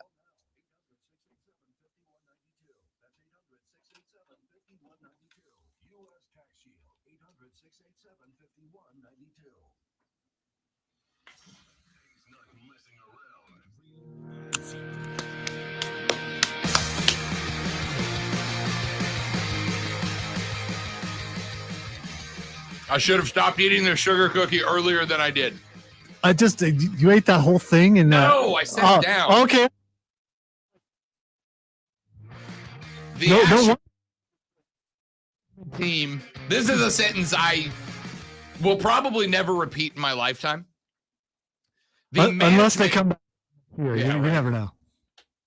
The management team for the New Kids on the Block sent over a box of cookies to the radio station this morning with NKOTB Get Tickets Friday, because the New Kids, I guess, I don't know when they're coming into town. But the New Kids on the Block are coming to the hood, and they sent over a box of big sugar cookies with the decorations on top that say NKOTB Get Tickets on Friday, in which A, yes, and B, also, hell yeah, cookies. So I grabbed one, and I brought it in just to show Lonzo, but I have this thing. Where if I hold a cookie, Lonzo, the cookie is then eaten. Like, I can't show you a cookie and then not eat the cookie. So I started eating the cookie. And then as the music started playing, I realized this very crumbly sugar cookie is going to tank this segment. So you're saying you're a cookie monster? Is that what you're saying? Me agree. Let's go with this story. The Dodgers hosted a wild card game against the St. Louis Cardinals on Wednesday night. Well, and this is interesting. They believe that a fugitive of the U.S. Marshal Service's 15 most wanted list may have not only been at the game, Zoe, but sat directly behind home plate on camera for the duration of the game. John Ruffo, R-U-F-F-O. John Ruffo is wanted by the Marshals because of his part in a $350 million bank fraud scam. Ruffo was sentenced to 17 and a half years back in 1993-ish, but never turned himself in to go into prison. The last confirmed sighting was November 9th, 1998 in Queens, New York, when he withdrew $600 from an ATM. He then drove to John F. Kennedy International Airport, and no confirmed sightings have been reported since. The Marshals got a tip back in 2016 of a possible sighting during a Dodgers-Red Sox game. The man in question was seated 4 rows behind home plate. A family member of Ruffles told the Marshals he saw him at the game on TV. Carmine Pascal, who was Rufo's cousin, told ABC7, quote, "I'm watching, and right behind home plate, they did a close-up of the batter, and there's Johnny. And I said, holy Jesus, there he is. I immediately called the Marshals. I froze the frame, kept it right in front of me." Hey, yo, this is Carmine. Hey, I see my U.S. Marshals. Yeah, this is Carmine Pascal. I know where Rufo is, and I want that rat thrown. Okay. Ahead of Wednesday night's Dodgers wildcard showdown with the St. Louis Cardinals, the photo from the 2016 game was released by the Marshals, along with a photo of what they expect Rufo to look like now.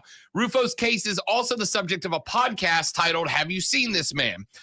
In the news release, the Marshals called Rufo, quote, "a master manipulator," end quote, who liked to impress others. He is known to be computer savvy and enjoys fine wines, gambling, and nice hotels, the release says. Rufo is known to be a storyteller. Was that like his eHarmony profile or something? Right? If I'm ever single again, can I ask the U.S. Marshals to write my Tinder profile, please? It's pretty thorough. Really is. Officials are asking anyone who has seen Rufo to send tips via their website or app. People are encouraged to call in tips to their nearest district office. A $25,000 reward is available to anyone who sends in a tip that leads to his arrest. So this cat was last seen years ago in New York City. Then his cousin, Carmine, says that she definitely saw him on TV in 2016 at a Dodgers game. Here's where this blows my mind, Zoe. The last time they saw the dude, according to his cousin, was at a Dodgers game. Then, before this Dodgers game 2 nights ago, Wednesday night, the U.S. Marshals went to L.A. and started pushing out information that this guy sat here and he might be back and it might be this cat and he might be there. And then, Lonzo, here comes game day. And the dude's there and nobody went and talked to him. Nobody. Y'all said the last time we saw him was at a Dodgers game. He might be at this Dodgers game. Here's the info about him at this Dodgers game. And then he was at the Dodgers game and none of y'all said, there he is on TV. This is when it's that's not him. He would have had to make a move, right? He wouldn't do that. There's what they think he looks like today, or close to it. It's approximation, and that's the dude that kept showing up on TV. Yeah, that dude looks a little more round than that guy, but this is a computer simulation. Yeah, right? yeah. You know what? I get all that, but at the same time, this dude is eluded police for this long. Legit, like 30-something years. He's got that kind of money. Plastic surgery is probably in play, unless you're like, watch this. I'm going to go to the game. I'm going to sit right there. Yo, Carl, I'm going to be at the game. You rat. You filthy rat. You backstabbing rat. This is unbelievable. I read this story last night, and I'm like, wait. So y'all knew this dude has been going to Dodger games. You know where he sits when he goes to Dodger games. You told people at the Dodger game he might be at the Dodger game. Then he was at the Dodger game. Y'all didn't think, I don't know, maybe we should watch TV, see if he shows up again to the biggest Dodgers game of the season, which, oh, by the way, he did. Love it. I love it. Perhaps a little money changed hands there. I love it. 844-GSP, ESPN, 844-477-3776. Text me on the Ingles Market text line 71307. Start your text with ESPN. I'll read it on the air. I love it. I really do. Quick break. Back after this. Wrap up hour 2 with the Rob Brown Show on ESPN Upstate. All right. You have done something that I think I'm going to have to make you regret. About the small talk things. Now all the guests are coming at me on Twitter. Or the frequent guests are coming at me on Twitter. So what I'm going to start doing is we're just going to have in-depth conversations while you're waiting and they're not on the air where they're supposed to be on the air talking. So, I'm going to have a list of things that I'm just going to start talking to the guests about off the air.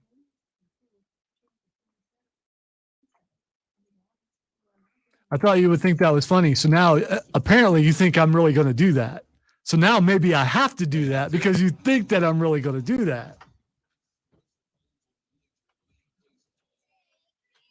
I think you would do it, Lonzo. But I question if you have the right stuff. Well done as you eat your New Kids on the Block cookie.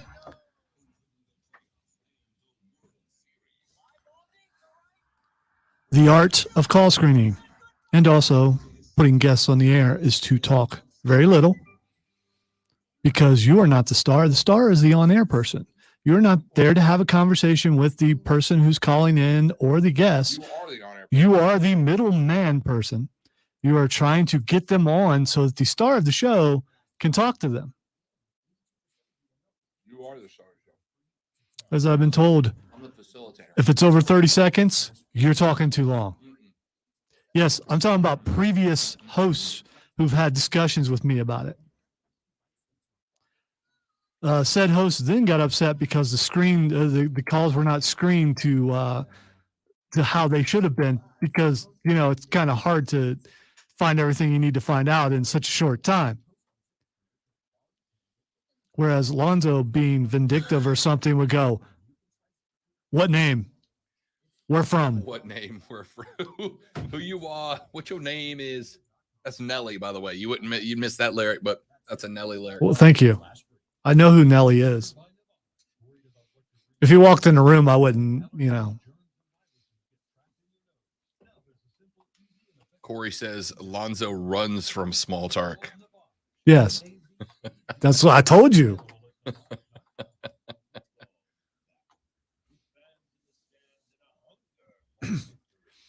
People also need to understand that we're in the same room. It also it limits. Yeah. Yeah, and Can't sit there carrying. and there are on also all day. time restraints about trying to. That's why in every classic radio station, the producer and the host are in two separate rooms. That exact reason. Then you can actually have a conversation and things. But I still wouldn't because just no. That's why you want to talk to me for. I'm a wet blanket.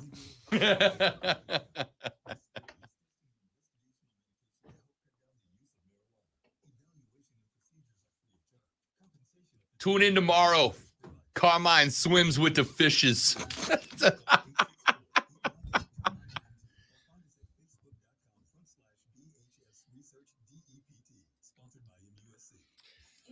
I will not. I sometimes listen. Most of the time, I hate the text line on ORD because it makes me worried about humanity.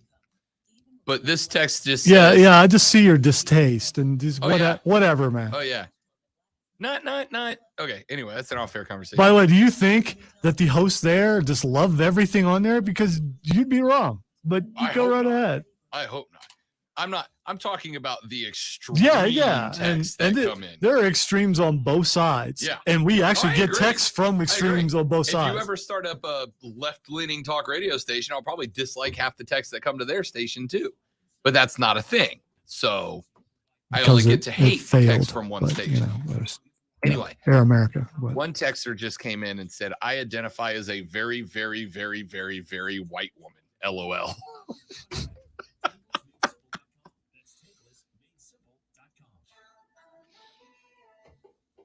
But we can't confirm or, deny that she is indeed white because she may not be. Correct. Just because she identifies as one doesn't mean she is.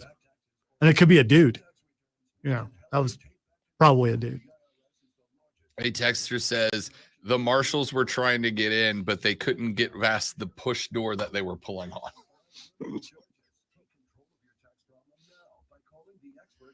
Oh, man. may allow us to negotiate a settlement for the lowest amount possible. Our team of tax attorneys and enrolled agents can stop collections and get you protected so you can take control of your financial future. U.S. Tax Shield offers a price protection guaranteed quote to get you protected today. U.S. Tax Shield is A+ rated with the Better Business Bureau, so call now. 800-687-5192. That's 800-687-5192. U.S. Tax Shield. 800-687-5192. Dispensing real, unfiltered sports.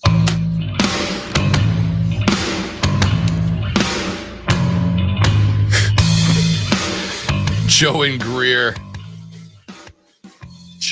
texts in and says, tune in to tomorrow's show where Carmine swims with the fishes. Got some cement shoes for you. Hey, come on. Why don't we take a little boat ride, huh? Just jump on in. We'll head on up down the Hudson. You know, it's the scenic route, Carmine. Yeah, we know it was you. We know you snitched, you dirty damn rat. I hope you can swim with concrete shoes on, Carmine. All right, I gotta stop. I'm going too far here. Have you ever met a Carmine before? No. Me either. So, I have not. But I did watch like 6 episodes of The Sopranos, so I know the direction it's going. I'm just saying, Carmine husband 100% works in garbage removal. He's a cleaner. Yeah. Speaking of removing garbage, come on. Why don't you jump in that car? Now I'm from Boston again, apparently. I don't know how accents work. All right. That's 2 hours in the book. 844-477-3776, 844-GSP. ESPN is the number to be a part of the program. Kevin, our other Kevin. We got both. We got Kevin Squared on the show today. We had Kevin Marshall earlier. Now we got Kevin Thomas from Moving the Chains coming up in the next segment. John Epps at a wedding this weekend, so we're going to go one-on-one with Kevin in just a minute. Talk a little high school football, except Burns High School, which we found out earlier, has moved their game to. Yeah, there've been other ones, but I'm sure Kevin will. Kevin will know all the rest. We know Burns because Burns was supposed to be here on ESPN Upstate, and Lonzo is super thrilled about the extra work he gets to do after the show today. So it's not me. I lose people because I have to move them other places. That's all. So we'll talk to Kevin. Texter says, "Hey, yo, Rob, drop that pen one more time." Is that all we got to do to stop? I immediately set the pen down. A bad New York mobster accent sent via text. And I was like, oh, let me go ahead and put that right over there. All right. There are a row of open windows. Yeah, I know. You never know. Yeah. What's this little red dot on my back? Kevin is going to join us next. Kevin Thomas from Moving the Chains. We'll talk to him coming up here in just a second from right now. Then we'll get into picks from the weekend. Looking forward to that. And the craziest punt I've ever seen. All that more coming to the next hour of the Rob Brown Show on ESPN Upstate. Hey, yo, come in the studio.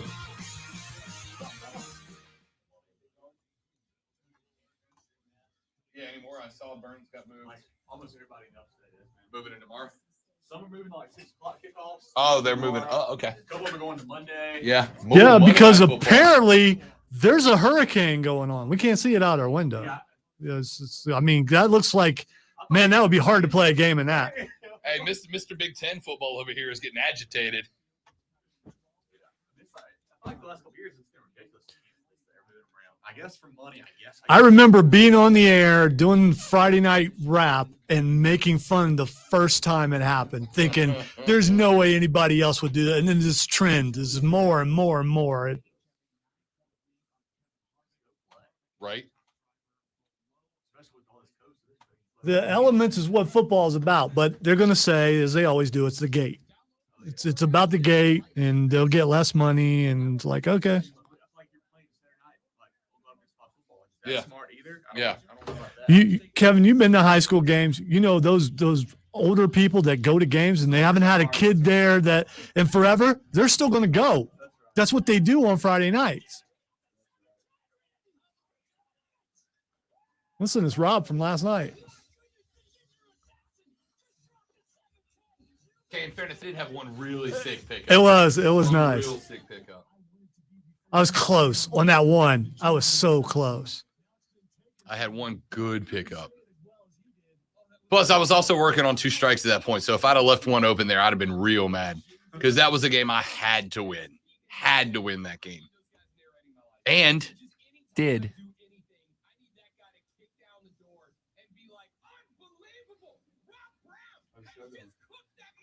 Good, man. Good. Yeah, the It's- show sucks, man. It's so bad. relatively good. How's that? Relatively good. It's Fridays are easy because you got the whole weekend to look forward to. Although we really haven't done anything about the weekend so far. We had soccer. We had the executive director of the Shoeless Joe Jackson Memorial on. Yeah. Yeah, and he says it's not real. The executive director of the Shoeless Joe Jackson Memorial said he's 100% sure it's not a real autograph. He said it's fake. Excuse me? He said it's a fake. And I said, how do you know? And he goes, dude, come to the museum. We have multiple autographs. He said he didn't sign autographs. He said his wife signed. He was illiterate. He could not write. It'll be in a promo about 310. Yeah, it was interesting. No, he's like for real. He's like, I'm 100% sure that's a fault. That's a fake. I was like, damn, okay. Yeah.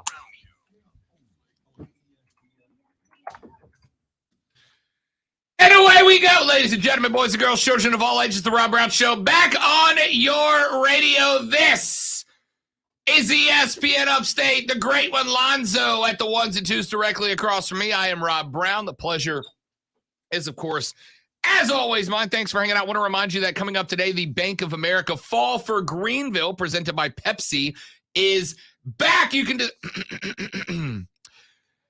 discover a world of tempting tastes, sights, and sounds as mouth-watering aromas carry you along downtown Greenville's Main Street, beginning at 12 p.m. Great family entertainment, over 70 live bands on set. I don't know what Sam like that. It's actually going to be a kick-ass weekend, and I'm going to be down there the whole time. You know, so. How would Carmine say that? Discover a world of tempting taste, sights, and sounds. It's mouth-watering, you know? We got cannolis. Yeah. We got New York pizza. Yeah. You know what I'm saying? We got street hot dogs. We got whole carts. All the carts do, Lonzo, is sell hot dogs. Whole carts of hot dogs. I'm sorry. I know I should participate, but that's, yeah. I'm an idiot. I'm an idiot. It is just what it. No, Fall for Greenville is happening downtown all weekend long. As a matter of fact, I will be there this afternoon, assuming the rain lets off, because we got some s'mores up in here. Your boy is ready, Kevin, from Moving the Chains, to add another trophy to the Rob Brown Show collection, because I'm in a s'mores cook-off this afternoon, and I want you to know, I got it. I made s'mores last night at my house to get ready. It's on. Like, I'm going to have 2 trophies by the end of the day. Best sports talk radio show in South Carolina. Best s'mores cooker in the upstate. You're going to need a bigger house for those. Yeah. I have a whole shelf just for trophies in my house because of, 2 for now, but I've only been here a year and a half. What do you want? That's pretty solid. You know? Kevin, what's up, big fella? What's Welcome going on, in. man? Dude, it's another rainy day out here. Yeah, beautiful, isn't it? Chamber of Commerce Day, I believe is what they say. It is not. It sucks outside. And we are finding games being moved. We found out earlier today that Burns is being moved to tomorrow, I believe. Tomorrow afternoon, Burns is going to play. 6:30 pregame, 7 p.m. kickoff. There you go. That is the great one. Lonzo in charge of that.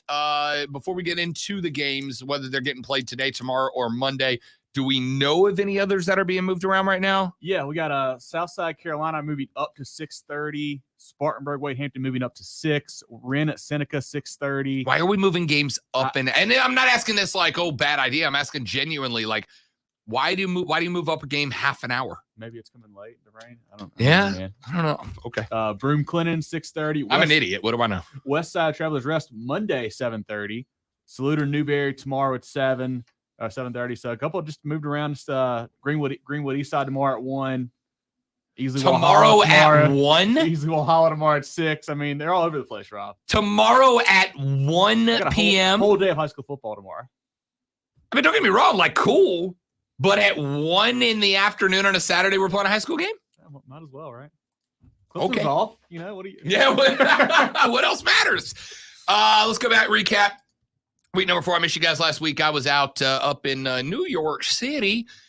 Dorman 47, Riverside 17. Yeah, kind of an odd game there. Riverside came in undefeated. They tied the game 7-7 early, lost their quarterback. So kind of hard to judge how that game really worked out. Okay. Dorman did rack up 434 yards on the ground. So that's impressive. Just really got away from Riverside once their quarterback went out early.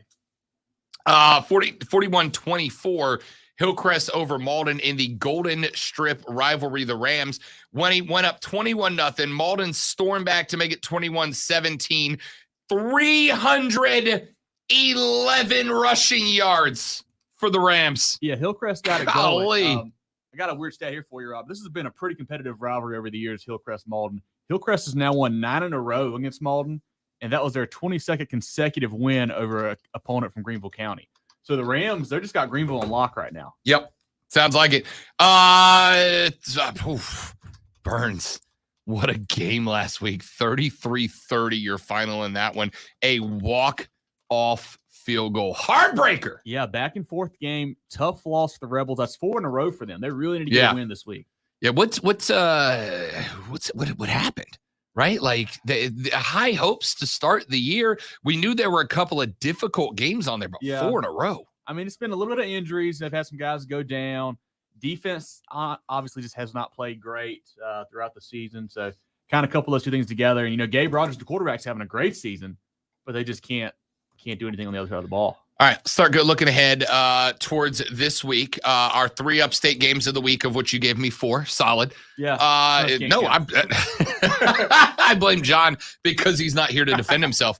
Gaffney at Dorman 6-0 is Gaffney coming off a 34-0 shutout win over Boiling Springs. Tyler Smith, 25 carries, $182 and 3 on the ground. A lot of offense there. Man, those two guys for Gaffney, the 2 running backs there, Little John and Smith, I feel like every week we talk about them. Yeah. Last week they combined for over 280 yards of rushing offense, 4 TDs. They are tough to stop, but they've got so much talent on both sides of the ball. With defense, they got the Bullet Kid and Dowdle, Brayshawn Littlejohn, Marquise Bradley, and whatnot. While Dorman's kind of finding their stride a little bit there. You know, they've had a couple wins, nice wins late. Ran for 434 last week, had 165 from a quarterback, and then 269 from the running back with 5 TDs. They're kind of finding their stride. I am worried about Gaffney's defense. They've given up some rushing yards against Gray Collegiate and other teams earlier this year, but I think Dorman's not quite as good as they usually are. I think Gaffney takes this one. They're a little more disciplined right now, a little bit better, and I think the Indians just win this ball game. Can we talk about the fact that there are like 3 or 4 running backs a week that are carrying the ball for like 269 and 5 touchdowns in a game? Just a game. Every week, so we give out our ESPN Upstate Player of the Year. DJ Black won it this week with a big day. But every week when Cole sends us the list of players for us to vote for to keep up, there's always a dude that's like 22 carries, 295, 7 touchdowns. And I got to tell you, that's pretty damn Player of the Week standard for me, but apparently not sometimes. Yeah, that's impressive. I mean, especially a Riverside defense that is coming off of back-to-back shutouts going into that ball game. So Dorman was able to kind of have their way, do whatever they want up front, move them around, and create some big holes for the kid there. Malden at TL Hanna. TL Hanna undefeated going into this one. Malden at 4-2. Not a bad little team. Is this the toughest test TL Hanna's faced so far? I would say so. They haven't played many good 5A schools yet. Played a couple decent lower classification ones, but this game I'm going to be at actually. TL Hanna with that triple option offense had to replace a lot last year. And they're slowly getting better, Rob. They're just kind of finding their way, feeling it out, and people are getting more comfortable with their roles. Malden's going to have a hard time stopping that offense. Malden's offense is a little bit sluggish. You know, I love what they got on defense with Caldwell and Lucas and Bowens, and some of those guys play both ways, but I don't know if they're quite explosive enough to beat TL Hanna on the road.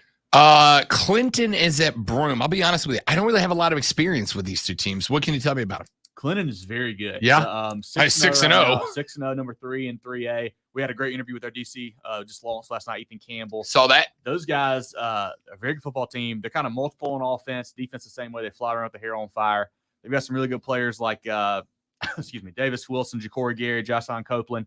They can play all over the field. Broome with Dylan Ramirez throws it all over the place, but they give up a ton of points as well. I think Clennon's got a little bit better defense. I think they win this game probably by a couple scores. We are joined, of course, as always, by Kevin Thomas from Moving the Chains, the Moving the Chains podcast. You can find them on Facebook at facebook.com/movingchains. No G in that one. Twitter and Instagram at Moving Chains. Same story. And find their podcast on Spotify, Apple Podcasts, and Google Podcasts, wherever your podcasts are found. Make sure you follow them on the social media, though, because they have gotten lately into doing live interviews that you can watch them do the interviews on Facebook and Instagram, et cetera. So make sure you follow them. One more big game that you've got on here, 10 wins and only 1 loss between Southside Christian and Dixie, 5-0 and 5-1, respectively. Southside Christian has allowed points in 1 game, and it was against 4A Greer. Okay, have fun.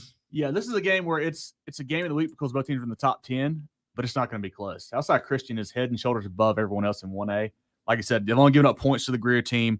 Their offense is really good with the Martin kid and Goldsmith and whatever, but their defense is just lights out. Dixie is a good football team. Obviously, you see they're 5-1. They've won 4 in a row there. Shut out Ware Shoals last week, 17-0. They just don't have the firepower to keep up with the Sabres, and it's going to be an early night for those guys. So before we let you go, we'd asked you about this a couple of weeks ago, and I like to visit it every couple of weeks. When we started this year, we were having upwards of 20 games canceled, delayed, moved, whatever, because of COVID-19. As of right now, is this number statewide? I believe so. Statewide, less than 5 games canceled due to COVID-19. Look, there's a part of me that wonders, because I'm a terrible person, like, are there some coaches that are maybe kind of kicking some dirt over some situations? Maybe like, hey, you're coughing, go home before they catch you coughing, and we got to test the program, et cetera. But the optimistic, hopeful side of me that believes there's joy in life, it's a small part of me, is going, hey, look, you're 6 weeks into the season now, with week 0 included there. I mean, protocols have been put into place, and obviously as you go forward, those are going to sharpen, shaping up.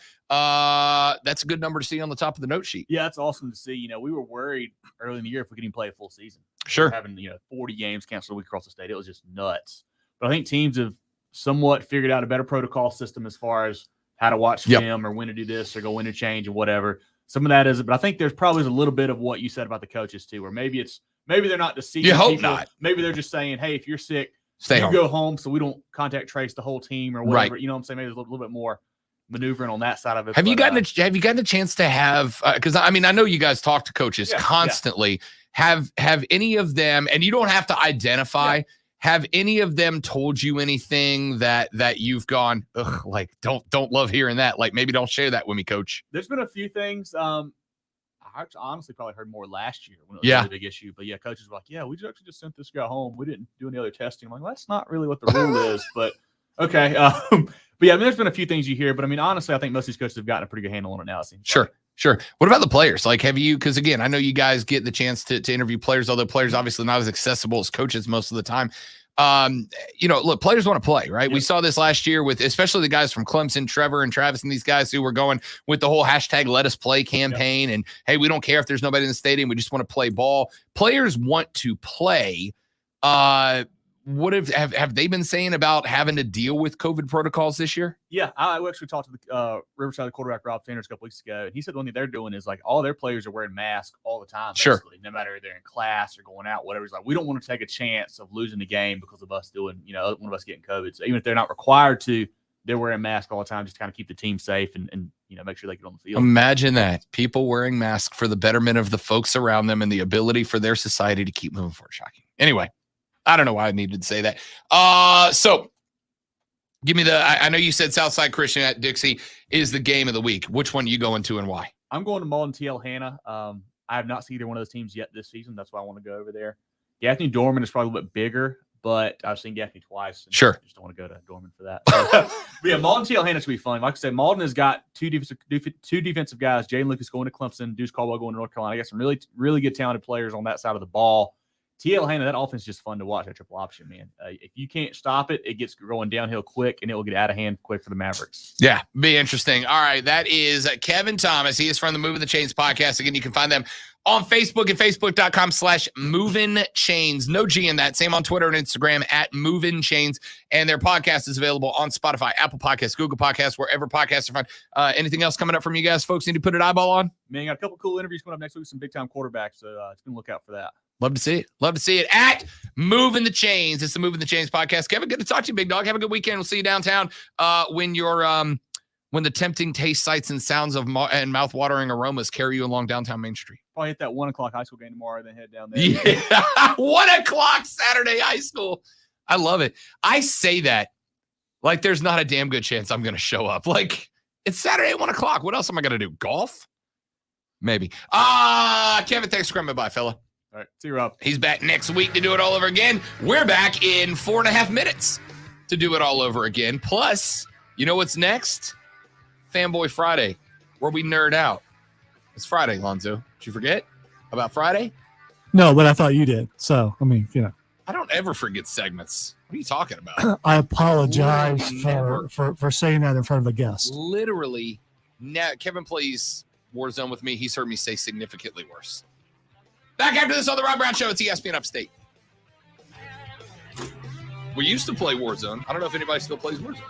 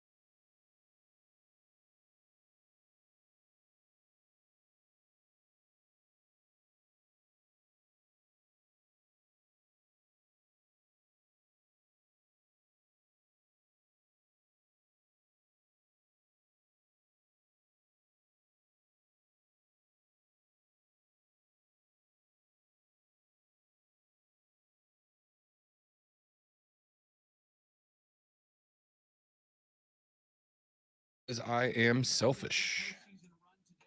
Okay.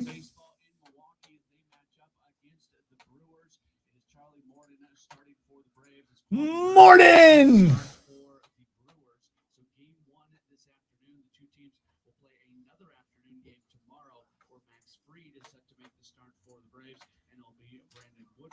Who gets the start for the Brewers. 4 playoff games are being played today across Major League Baseball. The game's coming up after the Braves Brewers. Let's see. Today on Fanboy Friday, nothing but gangster movies. Leave the gun. Take the cannoli. I'm trying to think if I've ever had a cannoli before. Oh, dude. I believe I have. I'm pretty sure I have. And some would say, well, Joe said Clemson and South Carolina have been playing high school ball on Saturdays too. Good line, Joe. Well done. Well done.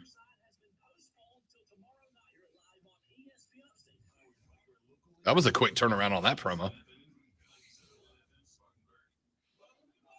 I'm not going to say anything about quality. Not his fault.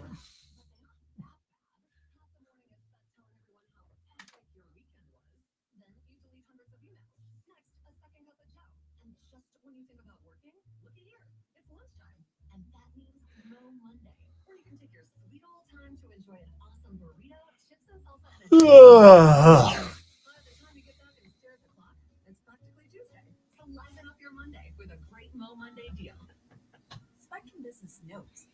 Figure out how much Far Cry 6 I'm going to get in tonight. I was able to play some. I watched the first half of the football game. Yeah. Then I played an hour of Far Cry, and I watched the second half of the football game this morning. So. And it's a Far Cry game. So, I mean, I don't know if they've made any major improvements, but I don't know if they needed to because their last couple games have been really good. So.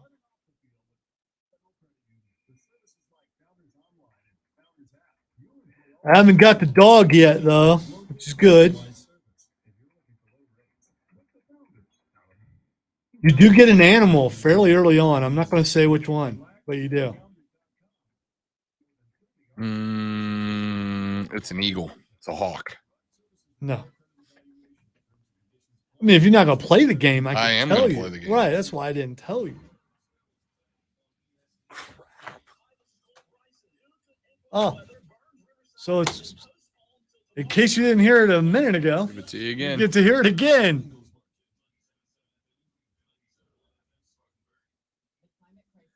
That's not my fault.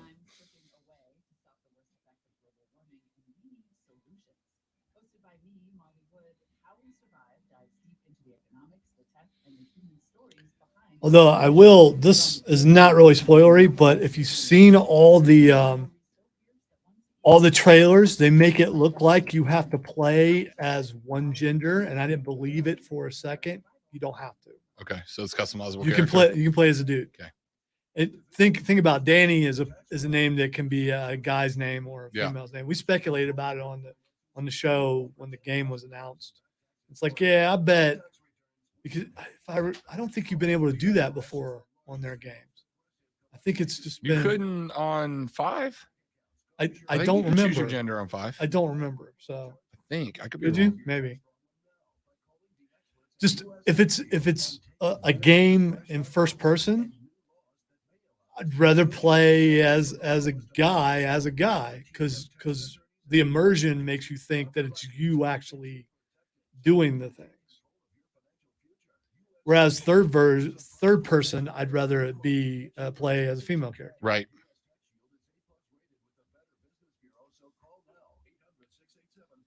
Really, in the end, it doesn't care I don't care if it's a compelling character. That's all that matters. But the fact that I am curious because I've done this on other games where you can play one gender or another, go back and play the other gender, Yeah. just to see the dialogue Yeah. differences and how some of the NPCs treat you. Same thing with races, like in Skyrim. Yeah. You play certain races, you get treated Yeah, differently. Yeah. especially in certain places. I've played like 3 different playthroughs of Skyrim, all is different. I always end up going back to Sneak Archer, but I try.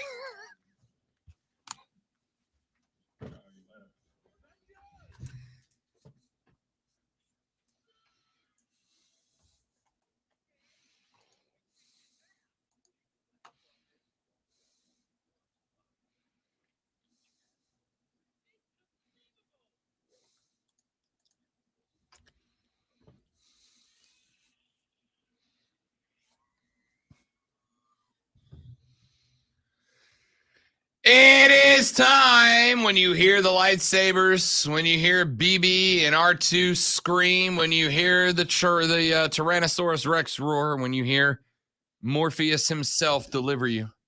It is time for Fanboy Friday, where Lonzo and I, I'm struggling right now. Lonzo and I take all the nerdy conversations we have off the air. Sound like me talking to a guest. Right? About movies and music and pop culture and video games and everything else, and move them on to the radio for just a few minutes. And we start. So I did something I don't ordinarily do, Zoe. I went onto YouTube and I started watching. There are folks who take all of the cutscenes and relevant conversation in video games and cut them out and effectively make a movie out of a video game, right? So you don't have to watch somebody play the game. You can just skip the cutscene to cutscene and all the different all of the different relevant, dialogue in games, etc. And I went back and I did that because I did not jump into Far Cry until Far Cry Primal, which was the one where you were like a caveman. Which is the only one I didn't finish. I finished I went back and played the other ones too. But go ahead. Loved Far Cry Primal. Loved it. And it got me into Far Cry. So then I got Far Cry 5, which was the one where you face the cultist up in like backwoods Montana. Father, yes. Yeah, Joseph Seed in the Seed family, which was at the time somewhat relevant to some conversations going on in real life. And I got hooked on Far Cry 5, and now Far Cry 6 is about to come out. And by the way, the commercials with Giancarlo Esposito by itself enough to make me buy this video game. If I wasn't hooked on it already, I realized I don't know that I'll ever go back and play the first three or four Far Cries. See, I played 4, and then I went back and got the other ones because they were fairly cheap. Are they worth playing? Are they as good as because to me it would have seemed some would say it gets better. Some would say that Far Cry 3 is the best. Okay. So I would suggest you go back and play 3. Play 3. 3, and especially for the choice that you have to make at the end. Yeah. There's a choice you have to make at the end. And here's why I think I screwed up.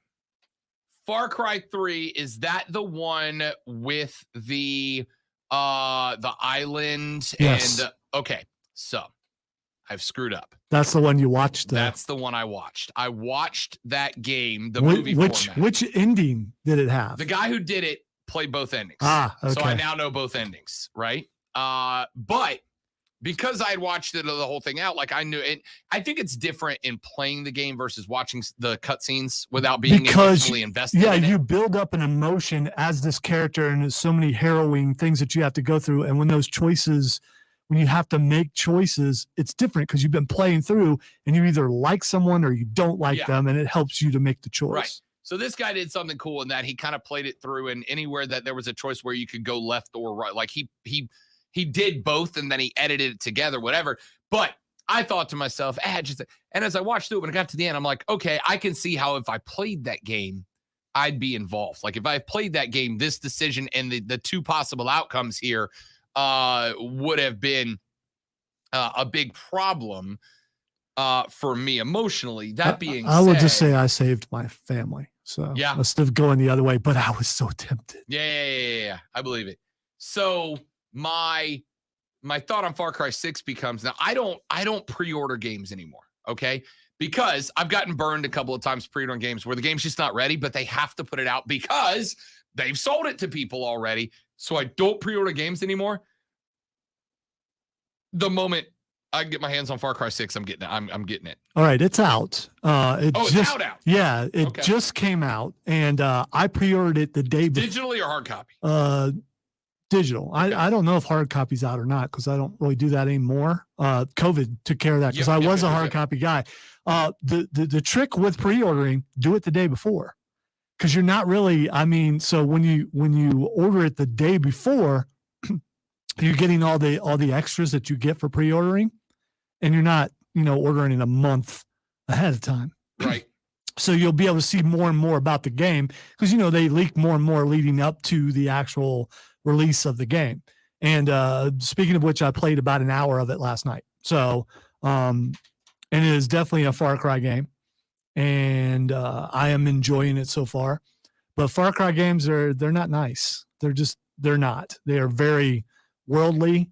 And Giancarlo, he's in there right away.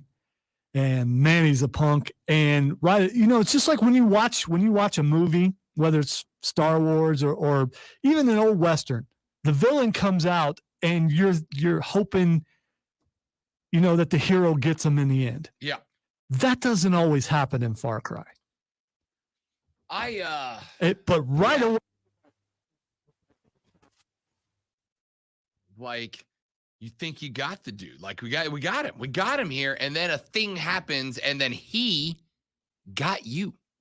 Like, you got. By the way, he is prominent in the direct sequel to that. Did you ever play the direct sequel? I did not. You should play the direct sequel. That's what I've been told. It's really good. Is it a game? Yes, it's a full game. It's full game. It's like 5 years later, I think, or maybe 10. Okay. Yeah, and know To what the I'm doing point this at the end, there was a decision to make, and my son and I usually play these two together. You reach a point, then you can play, and they will only let you play 2 people on these Right. games. And we get to the end, he's thinking I'm gonna make one choice, and I did not. And he just like he paused the game. And is like, "Did you really just do that?" It's like, "Yeah, I didn't like her." That's all. Yeah, I think we're going Far Cry. Real quick. New NXT. We've had a couple of weeks now. We've had a couple of weeks. 2.0. 2.0 with the watercolor tie-dye logo and some of the bigger names being brought up, some like Johnny Gargano. We don't even know if he's on NXT anymore. How you feeling about it? Well, at least they finished the wedding before Yeah. before everything Yep. disappeared. So it wasn't like a storyline was up in the air. Right. They seem to have been able to finish storylines before they started. I don't know yet. One thing they've done is they brightened up the arena. It's now lights up, and it looks like a high school gym. It does. It gives you that high school. Yeah. If you've ever watched wrestling in a high school Which is gym, fine, by the yeah, way. yeah, it gives you that feel to it. But it also, I think, takes it down a step, which is what they wanted to do anyway. They Yeah. wanted to make it back They being wanted to go back to it, developmental, yeah. which is what it is. Yeah. And if you look at it from that light, I do like, and I see some characters that are starting from the beginning. These are guys you haven't seen before, and wondering if they're going to be able to flesh them out and Yeah. if they'll grow or if they'll have to get. So I don't hate it. I can't say I love it yet either. I don't know how I'm gonna feel about it because on one hand you mentioned it, right? Like it's got a more development, like a true developmental feel to it, because it got to a point where, and to me, NXT was overshadowing Raw. Like NXT was better than Raw, and it was threatening SmackDown. It got to the point where it was the best show, and I think when you had guys that, especially to the point. Like this was one thing that not bugged me, but I was curious how they were going to handle it. When you have guys like Gargano and Tommaso Ciampa, right? Who are the fans love them and they're like, yeah, I never want to be called up. I just want to be here forever. Like, aren't they effectively trainers? You're just eating up developmental space where you could put potential wrestlers to have guys that are well, I want to say black and gold brand forever, but that's not it anymore. I don't know. It's a little interesting. So now that, like you said, it's a brighter gym. It's definitely more. It's less about let's have great storylines and more about let's give wrestlers a chance to wrestle and work promos and get in front of a crowd that's not as intimidating, etc. I don't know how they're gonna transition over time to Vince's NXT instead of Hunter's. One thing you can see that the wrestlers who were brought back to NXT, like a Mandy Rose, people like Ember Moon, they're on a different level as far as their wrestling ability. And when they get in there, especially when they go against each other, it's a really good match. When they're going against the developmental people, you can see that there's a drop off and that they're trying to teach. If you're not a wrestling fan like we are, I don't know that you notice that stuff so much. Yeah. I think you look at it and go, it's not for me. Yeah. Because it doesn't have as much glitz and all that kind of stuff to it. Last thing before we head out, Texter says, ESPN, I just sold my PS3 that I had forever. I want a new game system. You guys got a preference ? Hey, good luck with getting a new game Yeah. system. Yeah, you ain't getting a 5 or but let me put it this way. If you're gonna get a new system, you have two options, which is either A, go Xbox One or go PS4, which you can get now and probably a little cheaper than they used And to. new games are still coming out for both of those systems. New games are still coming out for both. Your other option is to hunt down a PS5 or the Xbox, whatever the new gen is. And the reason I don't know is because I got to tell you, Lonzo, I think I'm getting strong-armed into switching over to PS5. I think I'm going to have to switch from – I've been on Xbox since the OG Xbox. Since college, I've been on Xbox. Unless you're going to pay $1,000, that your arm's going to be sore by the time. I know. Yeah. I think I'm going to switch over down the road. I'm fine with the Xbox One for now. I've been on the one for a couple of years. It's been treating me fine. No issues. But I think I'm going to switch over. More original, unique games seem to be coming out. Like Xbox just seems to be repackaging games. Well, see, here's the problem. Xbox is Bethesda exclusive. They're starting to get companies that they're exclusive to Game Pass. And because of that, you may get some unique games on PlayStation, but You're giving up on bundle. that's the thing. Like, And not just games, but games that on launch are available on Game So Pass. I am more, and I guess this is where it comes down to game taste, right? Because I would like I've played Skyrim. I've played through Skyrim multiple times, but I am far more of a FIFA, Madden, and FPS guy than I am an RPG or MMORPG kind of guy. I'll play those games, but you're far more likely to walk into my house to find me playing FIFA than you are Skyrim, even though I've played through Skyrim a bunch, which I think is why the PlayStation move. Plus, on top of that, PlayStation's online stuff is free, whereas Xbox's is not. And that's a big selling point. I'm probably going to move over to PS5, though a lot of that is for social reasons. Like Lonzo does not play online games nearly as often as I do. Almost everything I play is online, and the majority of my friends have shifted over to PlayStation. So I might have to, because I am a sheep, and follow the sheeple, and that's where all my friends play. Yeah, and I play games to escape the sheep. Yeah. So or to This is and again, this is 100% a subjective decision here. It's a subjective decision. Like, do you play games to escape from all your friends in real life, or do you play games to jump back in with them? in the year 2025, when the next gens are plentiful and available, then you can do that. True story. All right, let's take a break. When we come back here in just a minute, we have got U.S. soccer from last night. We'll break down Ricardo Pepe's 2 goals. We'll make our official prediction for Fury versus Wilder 3, because I don't think we did that yesterday. I think we talked about it on Fight Club, but never actually made a prediction, did we? I'm pretty sure we did, but we can do it again. What the hell? Because you may have changed your mind since yesterday. Yeah. Do what we want. It's my show. Do what I want. It's a new day. It's a new Yes, audience. it is. Yes. Back after this on ESPN Upstate.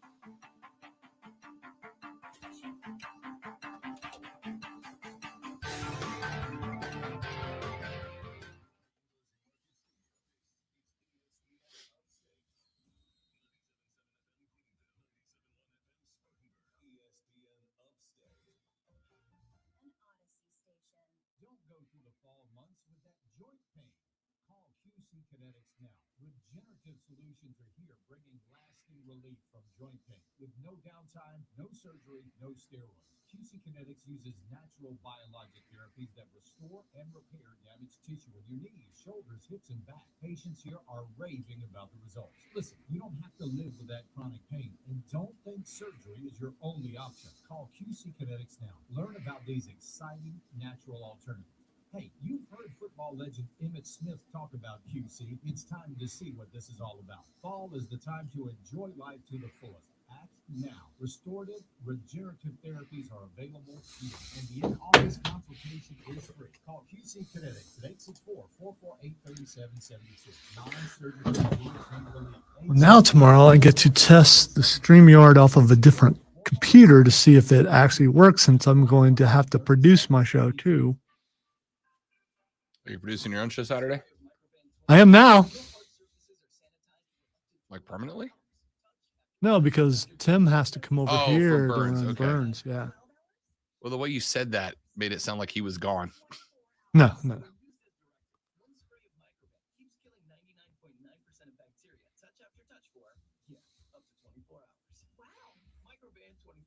sanitizer 4 out of 5 doctors are using their own homes. So why aren't you? I'm Serena Williams. You watch me live on TV. And I'm Netflix for movies you watch on demand. DirecTV Stream brought us together to save the world. Maybe not save the world, but DirecTV Stream does bring your live and on-demand favorites together. Your favorites together. I just said that. She just said that. Introducing DirecTV Stream, the best of live TV and on-demand with no annual contract. Get your TV together at directtv.com. Required high-speed internet compatible device. Content varies by package and location. Restrictions apply. Running a small business means just that. Always running. You're not kidding. Would you like this all the other guys not mentioning any names? Cole said, let's just combine both shows. Burns and Upstate. Oh. I told him I'll put lightsaber sound effects over tackles. Cole trying to call football between discussions about wrestling. Oh, he's gonna say, yeah, okay. He's like, they'll do the traditional broadcast. I can do the Peyton and Eli version. Like, That actually would be kind of fun. I kind of don't hate that idea.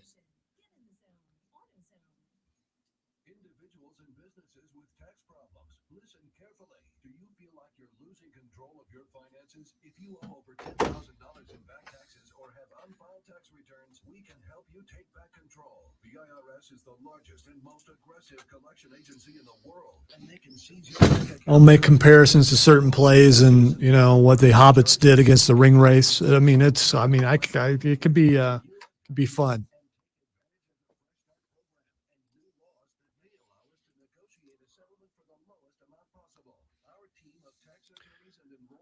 The one thing that bothers me the most, other than rain, is Tim went to his first con. Yeah. And we were going to talk about that. Oh yeah. And it would have been better while it was fresh. But now I just have to wait 2 weeks.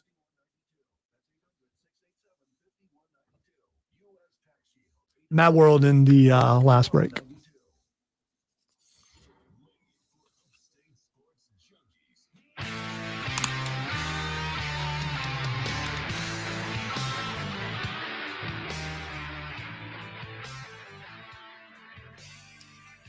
All right, let's get this in. Last night, Team US football, that would be the kind with foots and soccer, football, American soccer, regular world football. You get what I'm saying. Anyway, take on Jamaica, World Cup qualifier. Had a couple of guys that were able to make the trip. Serginho Dest was out there, had a really good assist. Weston McKennie got himself back out. Remember, he was sent home from the last round of qualifying because of a couple of dumb stunts violating COVID protocols. The rumor is that he had brought multiple guests back to the hotel where the team was staying and violated COVID protocols in order to do it, but he was back out there last night. But the name that folks are keeping an eye on right now, of course, is Ricardo Pepi. Ricardo Pepi is a dual national, could have been playing for Team Mexico, El Tri, focused on the L, not the tree.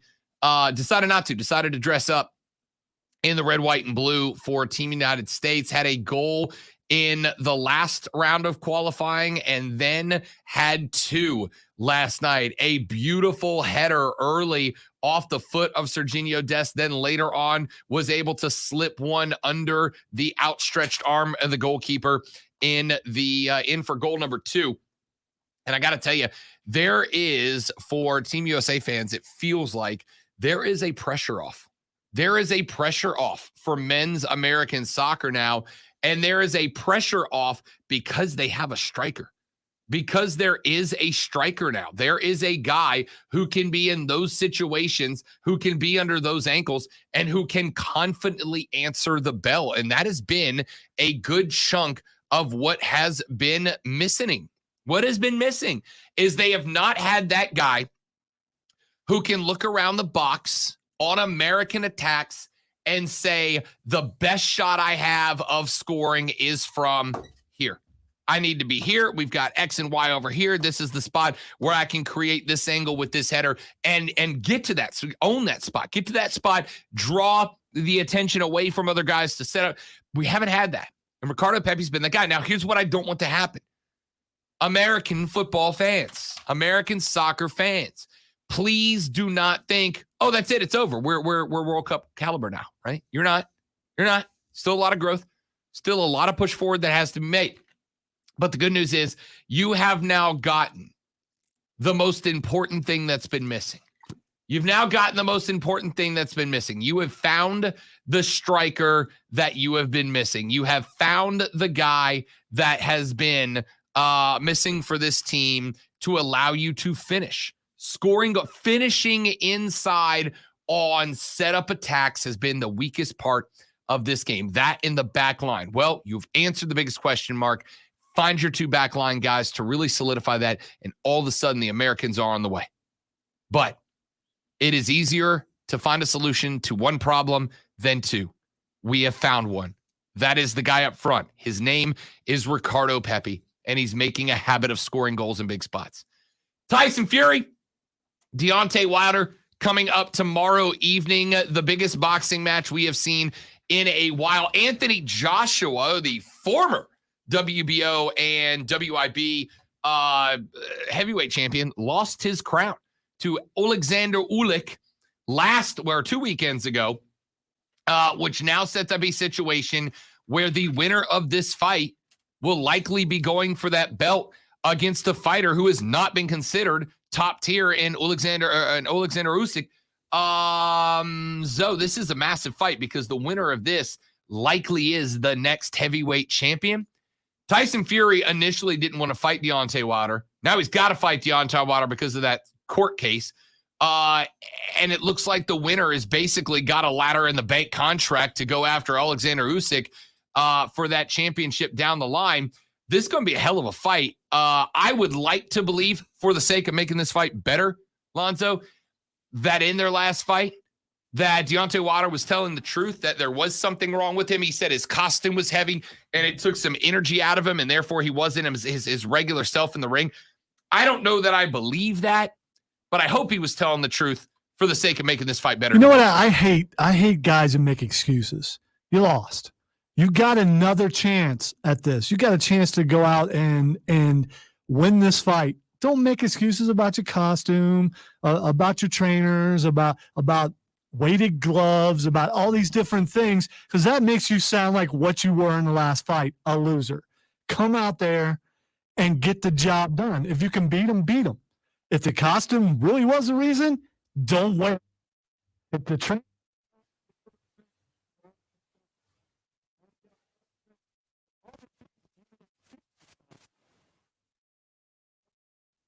What can you really do about it?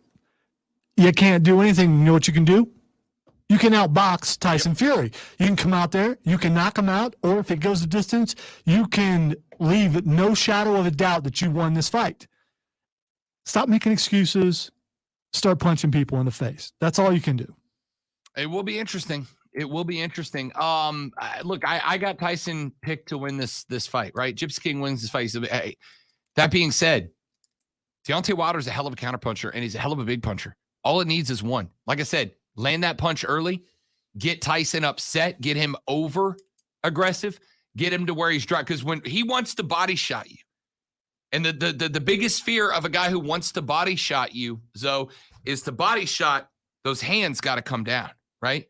And if you are setting up body shots instead of protecting your jaw, I don't know why I'm illustrating this for the people on the radio. When you because we're also on stream, ESPN Upstate. When you get Facebook. the hands up and you're protecting that jaw, in order to body shot a guy, that right hand or that left hand's got to drop, right?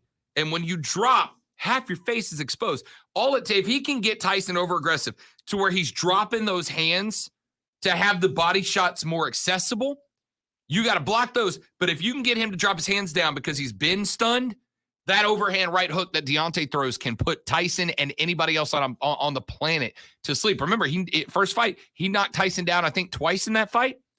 Now, if he can come up with finishing power, Didn't keep him down, though. No, he didn't. That's the problem. No, he didn't. Did You're not exactly keep right. him down. And with Tyson Fury's body, he's got a really long torso. So you would think being able to get in and get those body shots would be a little bit easier. But he also is like 7 foot tall or something like that. boy. So he's got reach. All right, Twitter trending topics to wrap up the week when we come back. Rob, Lonzo, you. It's ESPN Upstate. That world.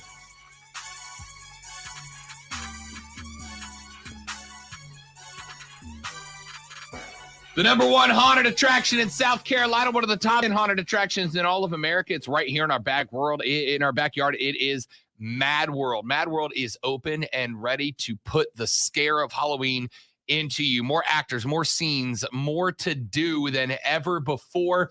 It is the 2021 edition of Mad World. And if you've seen it before and you think, I've already done Mad World, you haven't done 2021 Mad World because it's bigger, better, scarier, and better than ever before. They have props, they have scenes, they have effects, they have actors. It's unbelievable. And if you're looking for something more to do than just a haunted house, because it's not your mama's haunted house, they have also got for you escape rooms. They've got concessions. They've got a bonfire. They've got music. They've got everything you could ask for. You can make an entire night out of it. You can make an entire night out of it. Go to madworldattractions.com right now to get your tickets. Don't wait in line at the attraction. Go to madworldattractions.com. You can get your tickets and the No Scare medallion, so nobody jumps out at you. Don't worry, we won't tell anybody that you got one.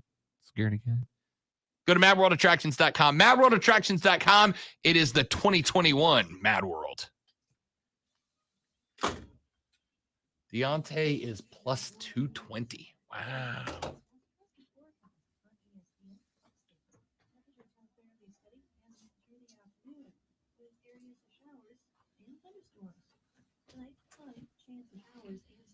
Slight chance of showers and storms. Let's cancel some football games. Keep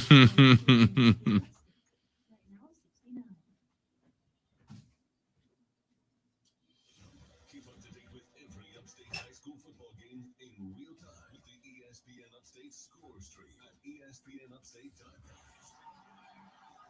Set up a profile, create your feed, and follow your favorite teams. Know when the big plays happen and when the games go viral. The ESPN Upstate score stream. Get all the high school football scores in one place at ESPNUpstate.com.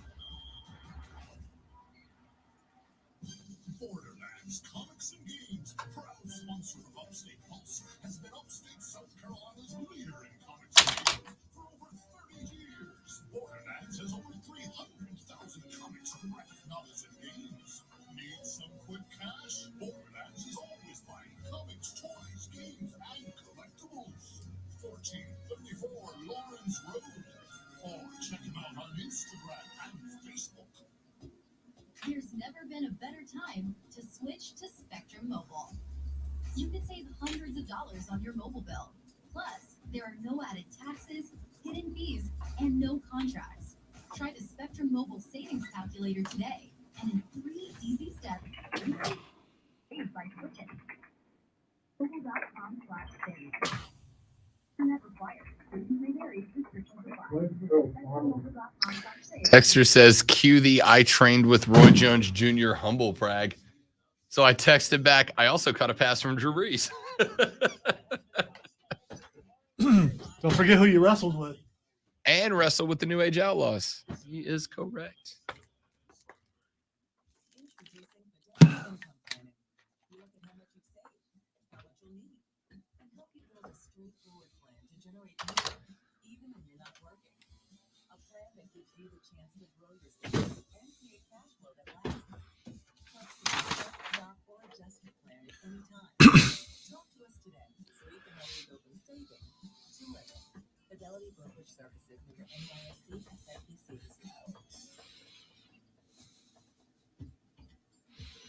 With the help of Cheerios Oat Crunch Almond, I hope everyone's morning started with a smile.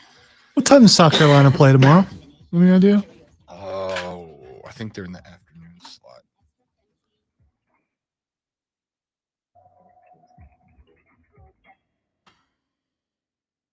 Nope, noon. Cool.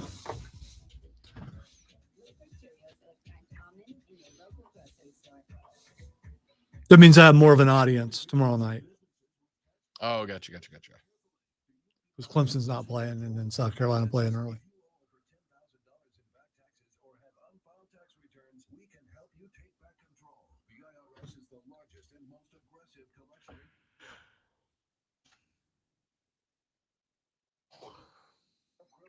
Also means it'd be harder to get to work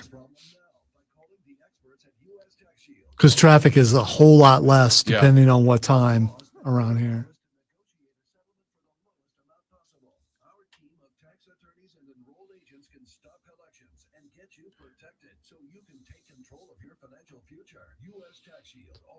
After you get done winning these s'mores contests tonight, you should go see Venom. Yeah, I got to see if Courtney. I'm spending tonight. If I don't see it today, I'll see it tomorrow.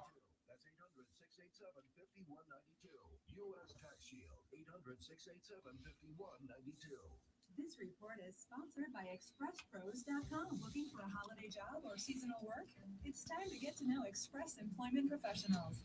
Visit ExpressPros.com to find your local office and let them help you find a job. No fees for job seekers. ExpressPros.com.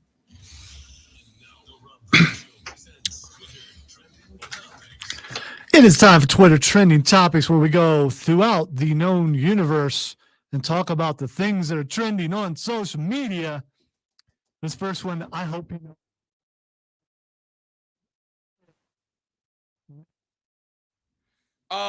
If I was you, I'd wanna be me too. I'd wanna be me too. I'd wanna be me too. I don't know why she's trending, but I like Meghan Trainor. Judge away. Oh no, I do know. I do. Know. She has toilets in her and her husband admitted that they have two side by side in their bathroom, and she told the story where she and her husband they number 2 together one day, and of course the internet was like, okay, well, that's weird, like real weird, and she saved it by going on Twitter and going, we only did it once, guys. That's one too many times, Meghan.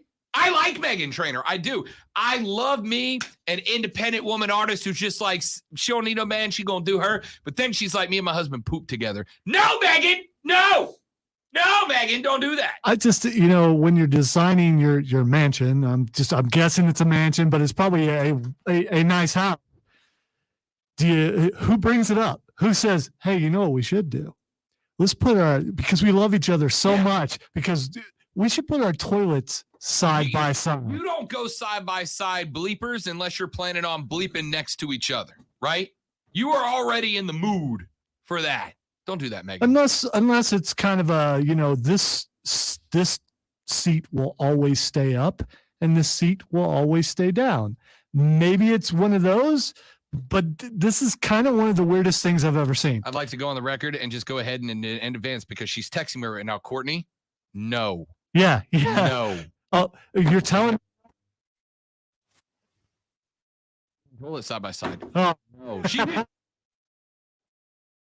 But now I'm going to tell everybody on the radio that my girlfriend wants side by side poops.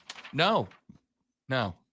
Well, it's about unity, I guess. It's weird. All right, the next thing is trending is Bobby Flay. Texter says, Rob, so you're saying you wouldn't number 2 with no, not even Meghan Trainor. All right. And I love Meghan Trainor. Texter says, wow, this is news to me. Sorry. Texter says, ESPN, cue the I trained with Roy Jones Jr. humble brag. Hey, I also caught a pass from Drew Brees. Have I ever told you that story? Or the story? Have I ever told you all the story when Gary Player ran me over with a golf cart? Have I gotten to that one yet? I do believe that I've heard this story. I'll tell that when I get on Monday. Yeah, because we don't have time. Why is Bobby Flay trending? After 27 years with the Food Network,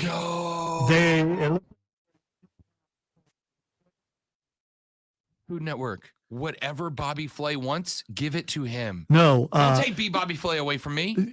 Bobby Flay is the Food Network. When he's gone, what are you going to replace him with? I mean, my wife watches that all the time. And yes, I've been suckered into watching it too. Because it's great. Yeah, it is. It's great. It really is. They have a good rapport with the guests and all that kind of stuff. You know what this is? This is Tom Brady leaving the Patriots. Welcome to obscurity, Food Network. I love me some Guy Fieri. Let's call a spade here. But Guy is the Mac Jones to Bobby Flay's Tom Brady. I wouldn't go that far. Guy's pretty good. Guy's awesome. I used to think Guy was kind of a tool. He's a really good dude. I apologize for all the bad things I said about you, Guy Fieri. You're a good dude. That's it for the week, boys and girls. We'll be back on Monday to do it all over again. I'll be downtown tonight at Fall for Greenville. Come on down. Say hi. I'll be the good-looking dude in the ESPN Upstate shirt. For Lonzo, I'm Rob. Mark Ryan and Diesel up next with Offsides. Have a great day. Have a great weekend. Don't drink and drive. I'll punch you in the face. See you back here on Monday. Later, brother.